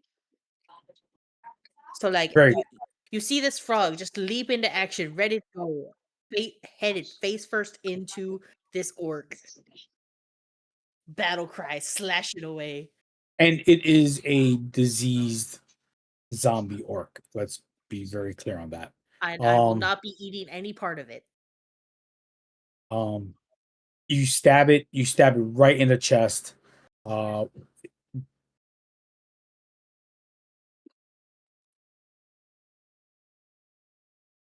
And you did not get. Was that with fear? No, you critted, didn't you? no, Yeah, that it was was a with fear.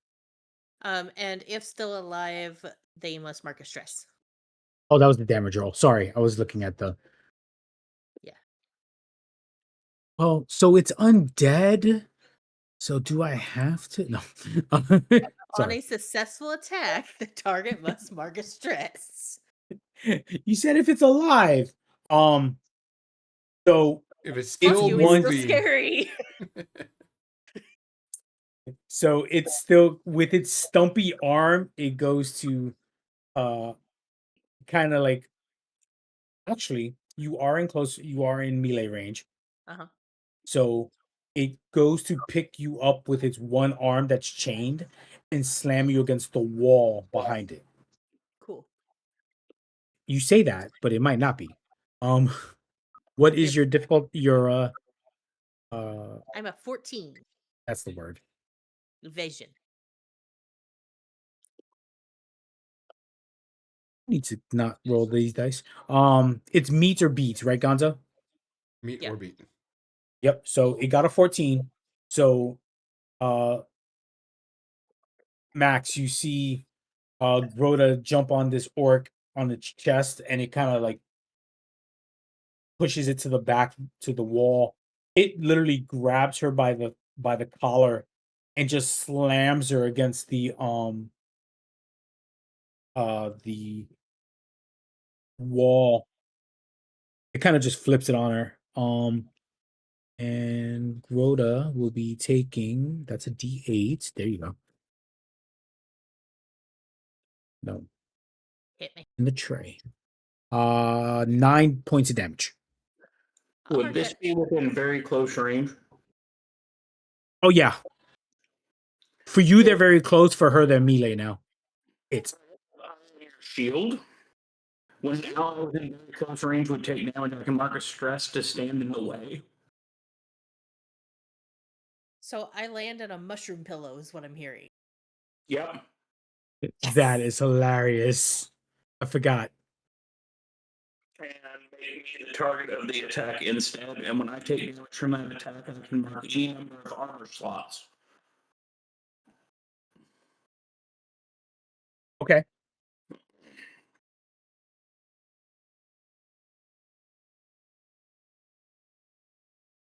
So you would have taken the 9 points of damage, but you use an armor slot. Is that correct? My minor damage threshold is 17. So yeah, you mark an armor slot, you don't take anything. You take Yep. no damage. Awesome. Beautiful. Sweet. Okay. Stress. Who is open for to go? Because that was my attack. Want another one? To come back around with my mace Oof. into the orc. Okay.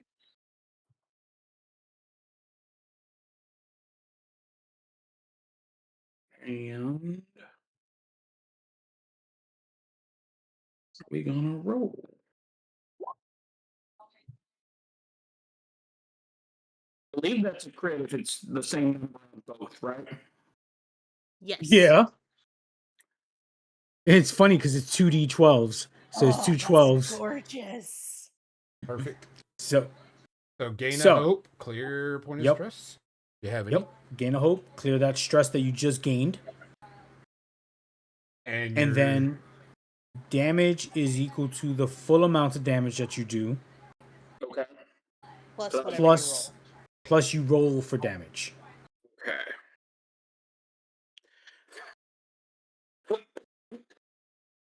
So I normally do 2d8 plus 3. So that would be 19 points of damage. Mm-hmm. And then you roll another, then you roll your attack again. 15 points of damage on the roll for damage. Do you have the ability to throw your hammer at another target? Second. I do have the ability to throw a weapon with a range of melee or very close and hit an adversary within close range. Yes. So the other adversaries that are chained up, would he be able to hit one of those guys as well, Nestor? If he chooses to, yes. Okay. So, so you did 15 points of damage plus a full 19 points of damage. So that's what, 34 points of damage? Yes. Okay. So that more than doubles the amount of damage on their max threshold. So you don't one shot it, but you do enough to like you break it, like it had a jaw, but the jaw is now gone. And so now all you see is like pieces of its tongue because the jaw went with the tongue. The tongue went with the jaw as you ripped it off. It's if its eyes were not glazed over and rolled back, it is now. It's completely like it doesn't even know what to do with itself right now. It's completely stunned. Um, and you guys still go. So who wants to do something? Oh, did you want to throw your hammer or did you want to wait? I want to wait. Okay, or your mace. Um, okay, so you guys still go. Who goes? Who wants to go? So I can't hear you. Sorry. Oh, what? How many do we have in the room again? How many undead right now? There are 5 more, but they're chained up. Oh, they're chained up. Okay. Let's see. Let's see. I wasn't thinking about my turn. If anybody wants to jump in, but I mean, I can just stab a guy in the face still. I will actually go. I'm gonna jump in. Can I get about 3 guys within melee? They are chained up to a as I mentioned, a 20 by 20 a 20-foot wall. They are literally probably like within 2 to 3 feet next to Okay, each other. So yeah, there's a good chance you can get. There was still space on the wall with empty chains. gotcha. So there are a bunch of them like within each other. I'm gonna leap over Grota, swing past Agaricus, come up underneath, jump off the table, and then come down and spread flame across 3 of them using wild flame. Nice. You hear Tomlin say Riker. No. Ooh, 21 to hit. nice. And I'll gladly take that fear. Yep. But yeah, you do hit though. Go All right. for it. All of them must mark a stress, and they take a total of 11 points of damage.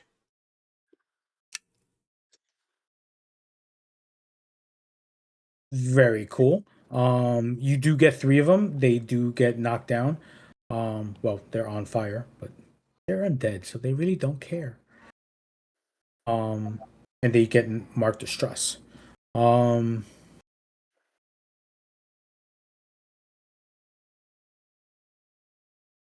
One of them, uh the what's left of the female elf, um, literally stands up and rips one of its arms out of socket. So now it's just a dangling stump on the floor, and half of its arm is ripped off, and tries to grab, but then realizes that it has no arm. Um, so it literally goes and tries and is you could see like the shoulder on the other arm is slowly becoming unhinged, ripping apart, but can't do anything else. So, who wants to go? I can go. How far are these? I know they're all chained up, but how far are they? Are they within close range? There are within close to very close range. All right. So with that, my because I folded up my cloak, I'm going to summon my fireflies because they are in my cloak, and they are going to come out and they're going to, look very very nice and very sweet and ethereal or whatever you want to call it, uh, and whimsical, I guess. And then they're going to uh kind of land on the zombies and then explode. That's kind of gross. Yeah. Go for it. Okay.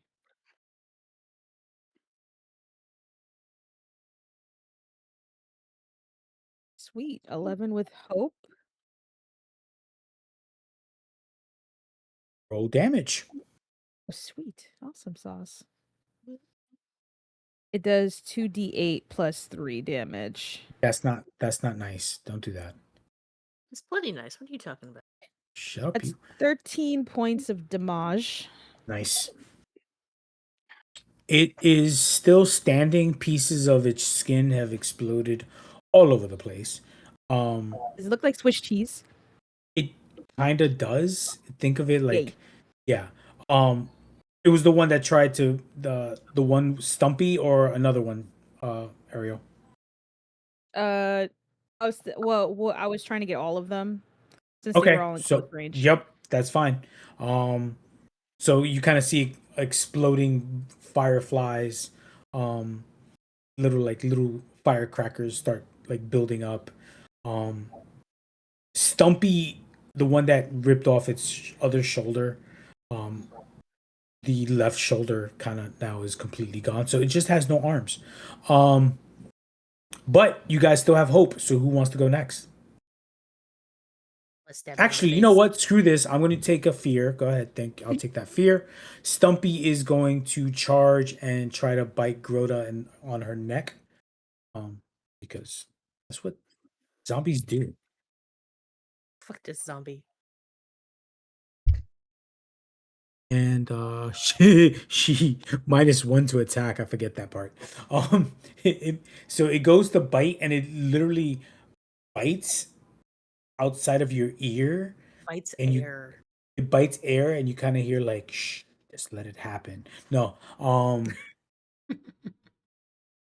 so okay, now you guys can go. Now I'm gonna stab it in the face because it tried to That's bite me. Eat it. I'd say that definitely hits with oh hope. snap, yeah, with a hope.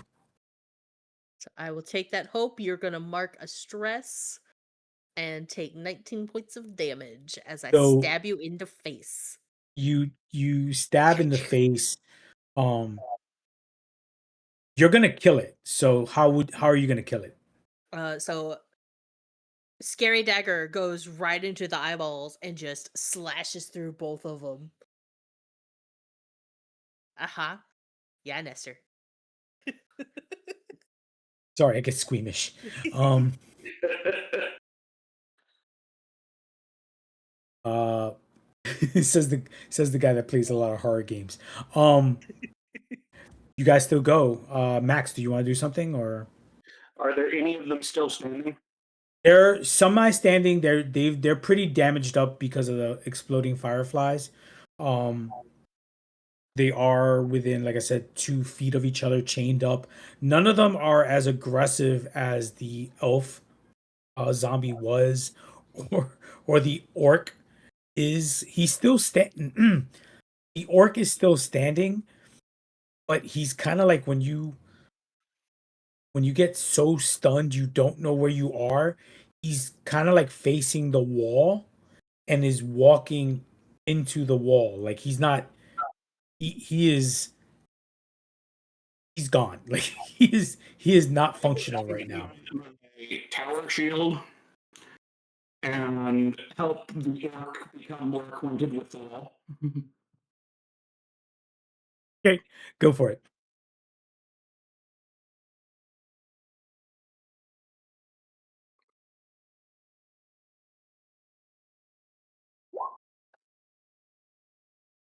So that is a 14 with hope. Yep, go for it. It's all yours. Uh, make a damage roll with my tower shield.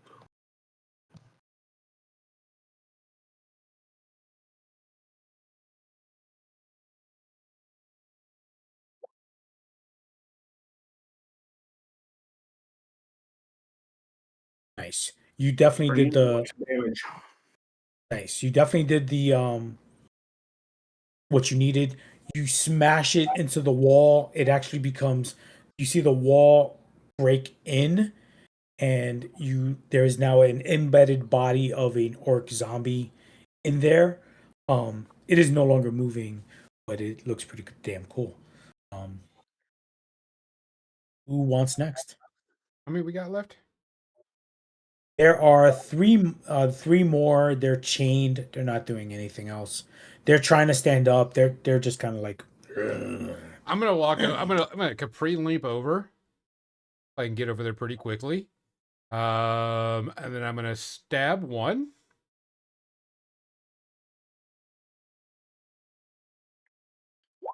A 9 with hope. Does that hit? Yeah. All right. So that one, I'm gonna spend a point of stress to hit the one next to it. So they both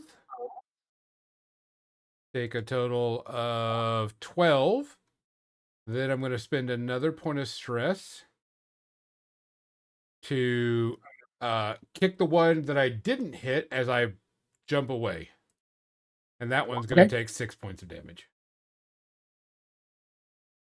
All right. So the others, you knock them dead. The last one is the one you didn't hit is still standing, but a stiff breeze. I'll give it to you guys. Like you basically kill that one as well. But the fire upstairs is still going because somebody said, "F with the size of the room, I cast fireball." No, I asked what size the room was. It's true. Mizu I can't hear cast you. fireball. He said he heard about the I just want to make sure the fireball would fill the room. Yeah, no. That's accurate. That is very accurate. What is your guys' next play? Grota, lead the way. I'm popping my way on up to the fire room, and if there's anybody left standing, I'm gonna stab them. So no, there is nobody left standing because Okay. the liquor and everything and the amount of damage that's been causing from the fire. The building is on fire. I will need finesse rolls from each of you to see if you can get out of the burning building. That's going to be rough. 23.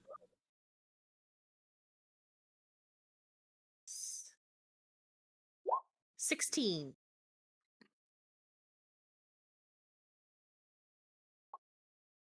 Court so trips over her feet. Can't hear You're you. muted. So we can't hear you. Nope. Different one. There you go.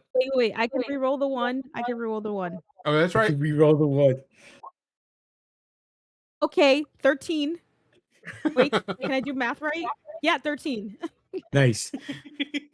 So it's not That would've sucked. so you guys dodge some, falling terrain and jump over a burning table. Max Agaricus just kind of barrels through uh what's left of a zombie that was standing, and it body blocks it out the way. So you go to jump over a chair, and your back heel hits it and you fall forward, but it's not as bad as if you had rolled a 6. So you kind of skid forward, and you do have some scraped hands. So I will need another finesse roll from you to see your recovery from this. Lord. You- Tomlin, learn the word subtlety. That was subtle. Oh my mean, gosh, thank God. Okay, that was a critical. All right. So Jesus. do you want to action roll from your skid, or you just want to like brush it Yeah, off I and, wanna- or I want to action roll.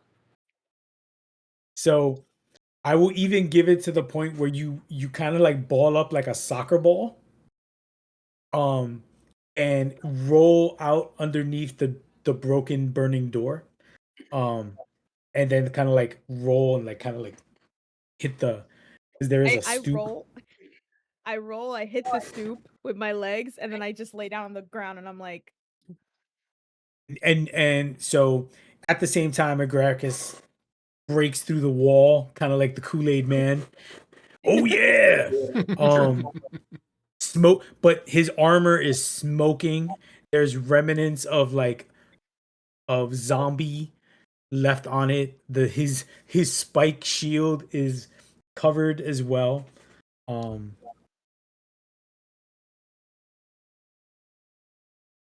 um and so you guys all get out. Grota, you kind of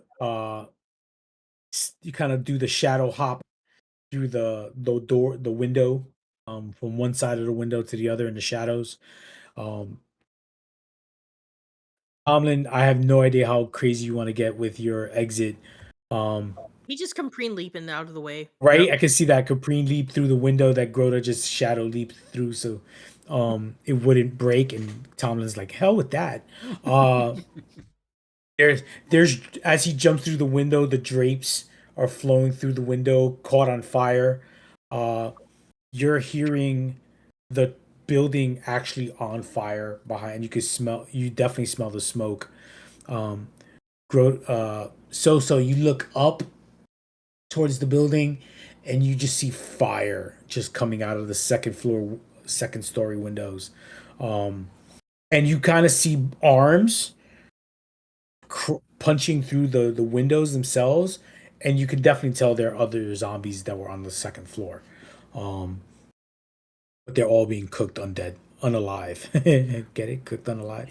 I think um, I stand. Oh, go ahead. I was gonna say, I think I picture us walking away and this building behind us, and we're kind of like flipping our hair, like you ever see from like this is, Desperado? yeah, the slow moving, slow mo walk away, hair flipping. I look back, I go, I think toast is the appropriate word. Oh my god. I One of I the stand up walking and I'm like brushing myself off and I'm like, "Oh my god. Gosh darn it, Tomlin, just one day." one of the windows on the second You're floor gonna get another explodes. day. You're gonna get another day. I saved you that time. We're just a beacon now. Everybody knows someone's here. But did you die? But did you die? Um, as you are saying that, you hear a horse neighing in the distance, um, away from the build, opposite, obviously further down into the town.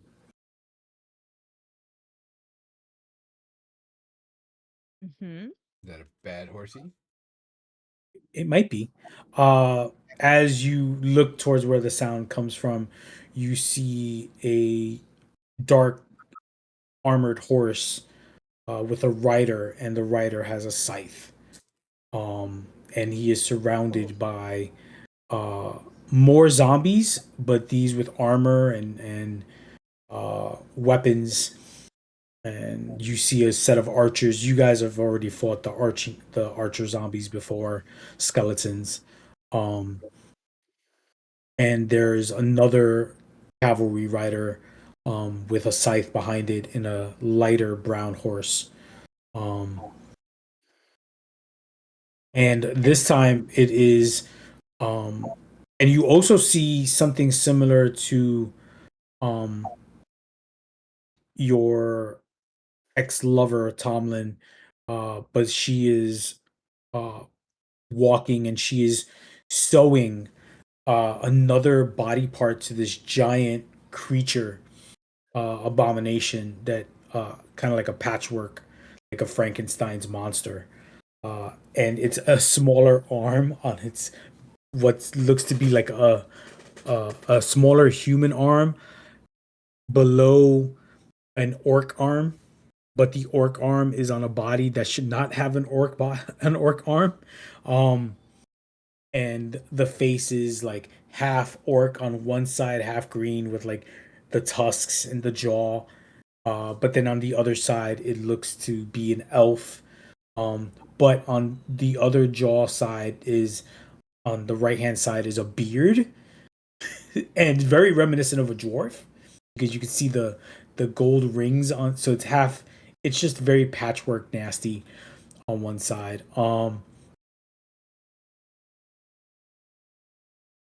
You said that there's a cavalry of them.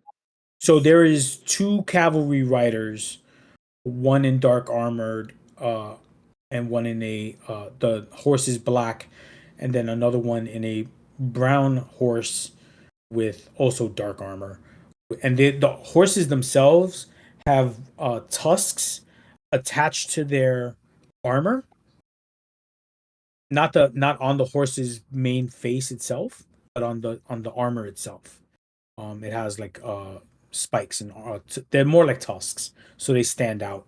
Um, and then the cavalry riders, one is in dark armor, black, with a long scythe, and the other one has a smaller scythe. It's still intimidating because it is on horseback, but it is not as long. So think of it as like instead of a 5 foot scythe, it's a 3 foot scythe. They look like they're coming this And way. they are riding through the town. Uh, they stopped when the explosion of the windows happened. They stopped and they kind of like turned their horses around and look at you guys. Um, and then the zombies also are moving towards you guys. Should we run or We don't run. Ugh, guys? So we're already in Ugh. this. Jeez, man. You can't be so in your way through this. So you gotta go. I look at him. So I guess the leader type guy, the guy with the big scythe, he like I try to get his eye contact. How far away is he outside? Is he in far range? Very far? They are in far range. The only reason you see them is one, they neighed. The horses actually neighed when they went to turn, right? So like he pulled back when he heard the explosion. You actually, when you look, you caught them turning around towards the explosion. So they're over what 30 feet is far range. I look at So the they one that does he look like kind of like the leader? I guess the guy with the big sky. I mean, Like- yes, the guy in the darker armor, he does give, I'm the one type vibes. He has that he has that bad guy cloak, Yeah. with the big scythe, and he just looks like he could be a skeleton, I a look at He-Man him. bad guy. I'm like, you're kind of worthless, aren't you? You can't do anything at all, can you? You're such must a we problem. I mean, there's nothing you can do in this world to do anything worth a damn. You can't do anything at all. And I will use Troublemaker. Since he is That's within exactly far what you range. are. That Exactly that what you are. that checks out. That completely tracks out. 26 with fear. Does that hit? It does hit. Okay. So he must take 4 stress. Okay. And I was like, you can't do anything. You're not worth anything. Just try to come here. Come here. Come here. Come here. Hurry. Hurry. Come here. So, is it like a blast?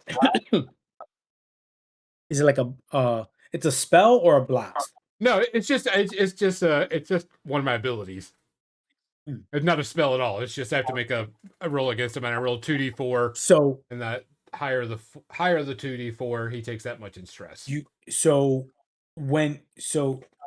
kind of the horse rises up on its hind legs, and you almost think it's gonna force him off, like buck him, but 4 of the zombies just explode. Come on. Come on. Come on, just a little bit closer. You can't even get to us. I mean, your horse will probably break its leg trying to move. And the mark 2 fear from me, please.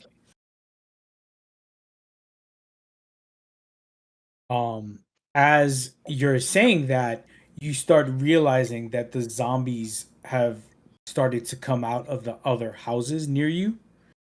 And the zombies and the skeleton warriors start charging you guys. Does he start charging us? No, he does not. He's not that stupid. So we're walking on this street. Are they coming like funneling down the street and in the sideways? They're funneling coming out of the alleys on the sides, out the buildings. Some of them are actually like standing up in the alleys that you guys have not walked past yet. Some are actually coming from the second floor balconies and kind of just throwing their bodies over the balconies. But some like land on their necks and break. Others land and stand up. But you guys are being charged from the front, and the zombies are coming from the sides. So I say run back just a little bit, but someone, can you give me some inspiring words? I need a hope. I can gain advantage. So, do you have anything? Or, maybe Yeah. our new friend here. Or maybe your new I've got friend may something. I have got something that's going to help us all. You just got to get. I just need a little bit of inspiration to make sure it works. Oh, I think he's got something. What do you got, Max? On the fawn's shoulder and say, if we're gonna make a stand here, we'll make a stand here. There you go. And put my shield up to block while you do whatever you need to do. All right, I'll take the advantage. I'm going to cast a spell. Yep. And stretch it across the open area. I roll a 22 with hope. Nice. I will take my hope. I cast a wall of fire between 2 points, which is the entire area in front of us. Doesn't even say a distance. It just says it just says between 2 points within far range. So 2 points within far range. Yep. So one would be about 20 feet. The other would be about 20 feet. Yeah, so it's like a 40-foot wall. And it's a giant firewall. Anything that moves through it takes 4d10 plus 3 damage. That's nice. Okay, I underestimated you, Tomlin. This is impressive. That is pretty dope. I do admit that is pretty dope. And then I start pulling out and just like start pulling out a loot going, burn, baby, burn, and just start, And then you did that. Honestly, it fits Tomlin very well to start doing stuff like that. So here's the thing. In the bar, I was thinking, oh, Blitzkrieg Bop would be great for this fight. Now I'm like, no, Disco Inferno. Exactly. Oh boy.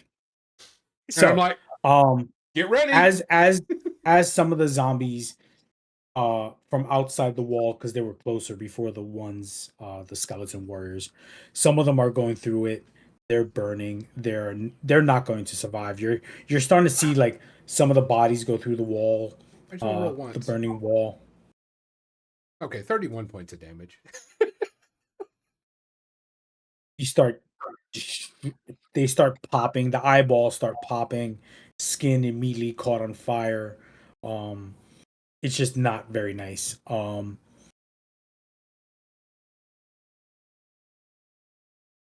to see what I can do for this as you're singing. I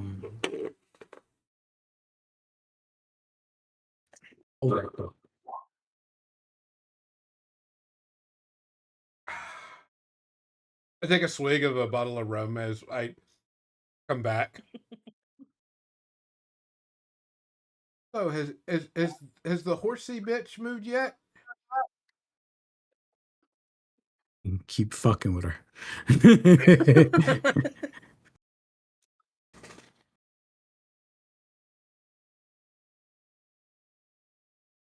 Even the small little one, is that one moving? Neither one of them with the size are moving.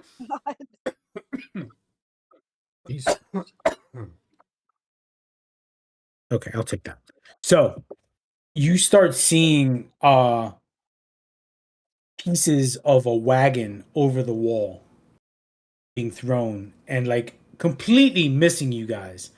One is very close to hitting you, Tomlin, as you're dancing.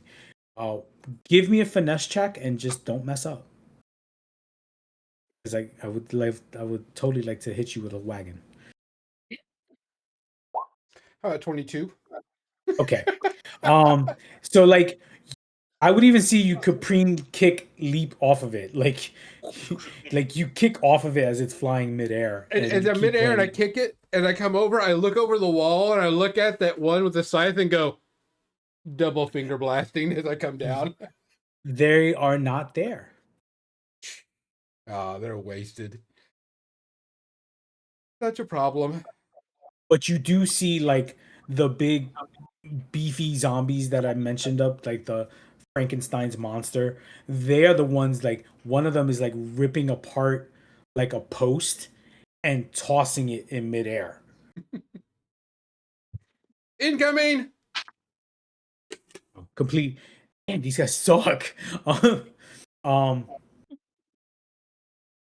these come close, but they're not that close to be throwing it to hit you guys.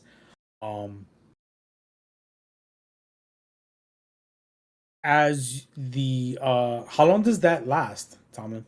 Doesn't say. That's not good. Oh shoot, for real? Yeah, make an accessible creates a temporary wall of magical flame between 2 points within far range. All creatures in the path must choose a side to be on, and anything that sufficiently passes through the wall takes 4d10 plus 3 magic damage, and it's just an active spell. As long as I hold it active, it's there. Yeah, I got you. Oh wow. So to be active, you have to concentrate. Pretty much is what it is. Yeah, I have to let it stay there. Yeah. So yeah, so like all the zombies outside of the wall itself just start coming through it and burning. There are others inside the wall that you did not get um that are coming closer to you guys.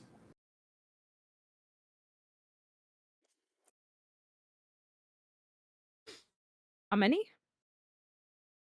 About 20 And they're coming from where? inside the building, from inside the buildings within the wall itself. So they're inside your area. They're the buildings that were not caught on fire. So probably like two other buildings. So we had two other buildings next to us other than the zombies that were coming in front of us. That's what Yes, you're from saying? Okay. yes, from the sides basically. Alleyways, buildings. The supermarket that you guys did not clear.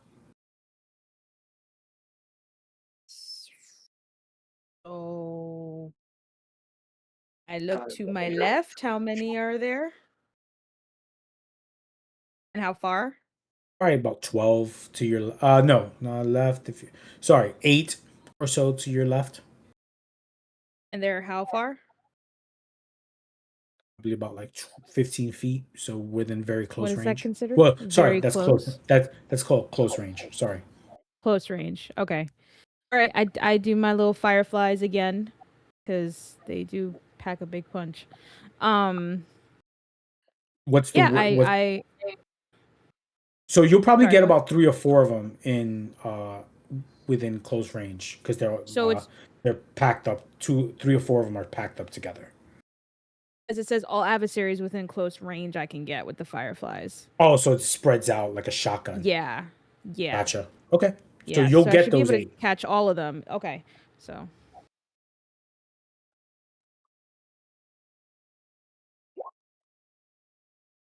Ooh, does that hit? Wait, what? What the hell just happened? Oh yeah, 10. But why did it do that?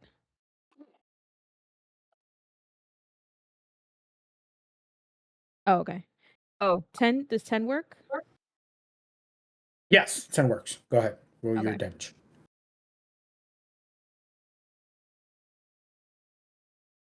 And I spent a hope to do that. 12 damage. Nice. So again, they the little fireflies. One of them looks at it as it lands on the firefly lands on its nose and it explodes in its face. Mm-hmm. And they're popping off like pop rocks and pop rocks and soda. Uh, they have taken some damage. Those were the ones on the left. That says Yes. verify. Okay. Yep. Spell. Weird that your spellcast roll didn't give me the number. It came up. So the number was it was a hope had 6 and 2 fear. That was pretty Okay, much and it. then plus Plus 2 a for your plus spell. 2. Okay. Yeah. So yes, there you guys still have hope. You guys still go. Who wants to go? I want to follow up with Soso and target that same group of people. I'm going to spend a hope and cast Rain of Blades on them. Was waiting for that. Was Yeah. waiting for that. I'm gonna go ahead and use my rally die as well. Yeah, baby. 22 with a crit. Let's go with That's the a crit. crit! I love you, Crit Nestor. queen over here. Crit queen. All right, so 2d8 plus 2, 16, 17, 18. Okay. They're not vulnerable, correct? No, Okay. that would be kind of gross, but yeah. All right, so 2d8 plus 2.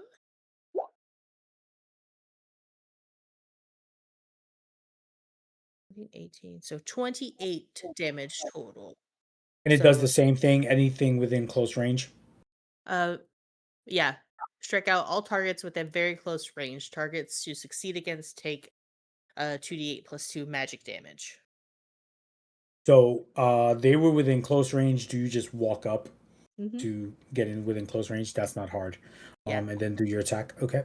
Yeah, I just and I do a little hop and then spread it all out. it's just nasty. I spread the love of my daggers. That's gross. Yeah, so you definitely kill those 8. Yeah, because it's 2 maximum points of damage under thresholds twice. From you and from Soso. So the blades just land into their bodies and they just basically combust into what color is your magic daggers. We're gonna do green. So basically like green spectral fire. Yeah. And basically burns them from the inside out. The flames just again pop their eyeballs out. The flames just coming out of their mouths. And this is a different set of races. So you have orcs, you have goblins, you have different ranges of you do have a couple of elves, you do have a lot more humans because humans are scummy. Um, you do see there was a Galapagos pirate with a zombie Galapagos with a peg leg. Um, and his shell now the fire is engulfing him in the shell. He tried to get in his shell. Now he's burning inside. Uh, I'm sorry, turtle friend. are you though? In another life, we could have been really great friends. You know, had drinks after this. It would have been a good time. But unfortunately, I gotta kill you. Who's next? There Uh, are there are 12 on the right coming from the um supermarket or the market. And like I said, zombies. So there's about 12 of them.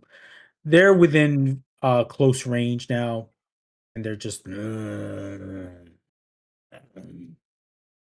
think is I will one. throw my mace, and I will take a stress to hit 2 targets with the same attack roll. there Nice. you go.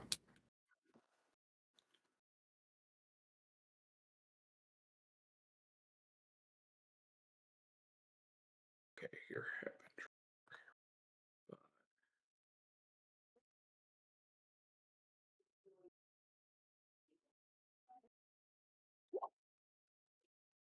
E. That hits. They're zombies. So go for it. Go roll.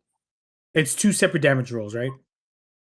Or is it one? So It's 1 and they take half, I believe. Double check me.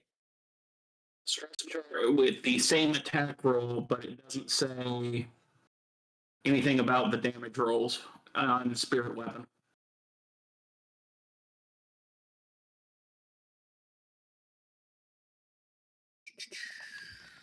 Okay.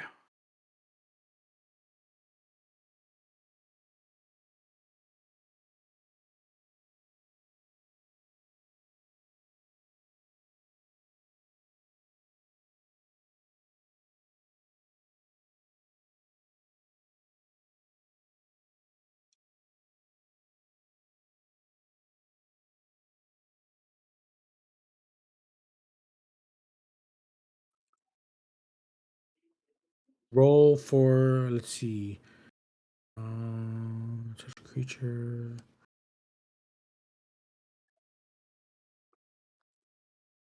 Yeah, mark it.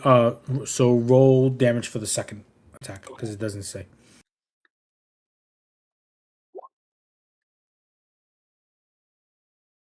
Nice. So basically, you hit your mace. It smacks one of them in the face, indents, breaks the bridge of the nose. It goes inside. It's very, very gnarly. Bounces and it pulls a Captain America Thor and hits another one. Rips the side of the head off. They're both still standing. It's just more gross that way. And you catch your mace right back. Note that his mace looks like a giant cast iron spoon. Oh It's like it was a cast iron ladle. Lord. That was with fear, so I will get. What was that fear? Yes, that was fear. Um, so I will get to go. One of them is going to jump on Soso. Soso, you look around and you just see one of the zombies about to just kind of gnaw on your face. Mm.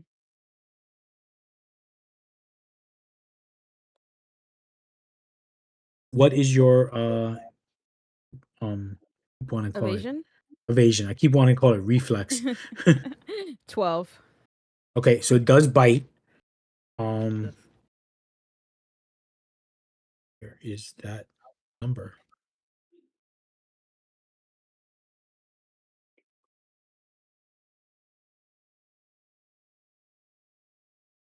For 6 points. Okey dokes. Are you within very close range of me? Yes, you guys are all within close range of each other. Close is the one that you know about.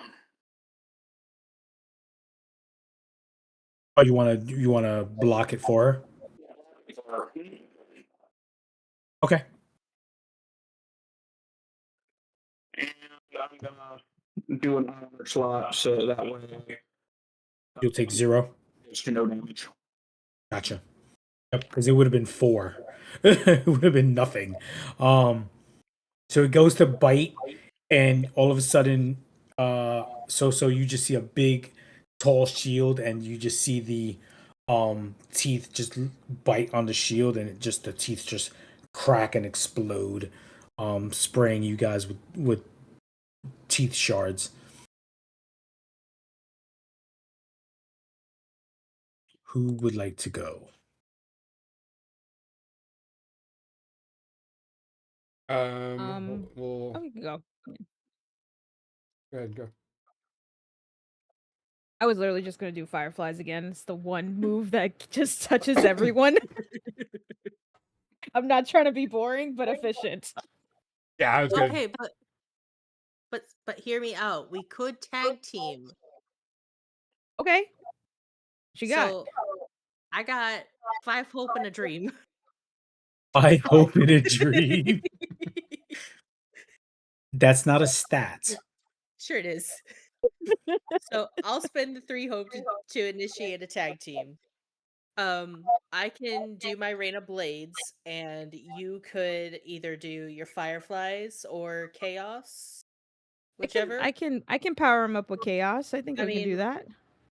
whatever works best for you. Yeah, yeah. I got you, friend. I All got right. you. Just juice me up so I can cast Yeah. my Rain of Blades and kill these Yes, motherfuckers. yes.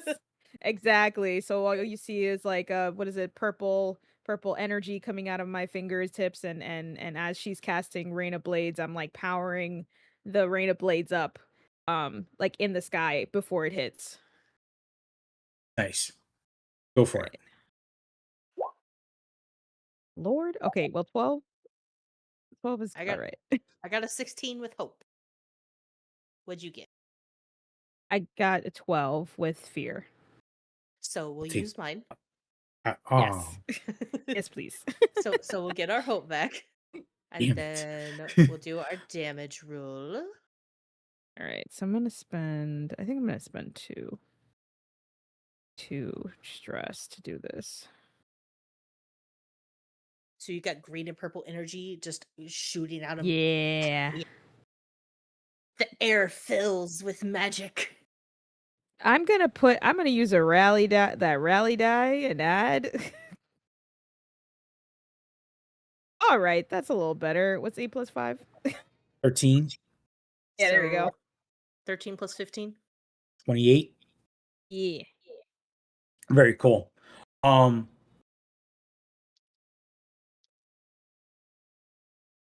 Yes. So Mizzy, as you described, you do your Cap Marvel versus Capcom ultimate combo, um, and you charge up your rain of blades. The magical energy is joined by So-So's chaos, and it just becomes one massive amount of like green purple energy blades landing into each of them, uh, and literally exploding all of them. Um, like body parts start exploding, their legs they just start falling to the ground. Heads explode, eyes, body. It's just in massive amounts of undead flesh exploding on everybody, caking you guys in ichor and grime. Uh, but there is like literally bodies just falling to the ground, just convulsing and returning at peace.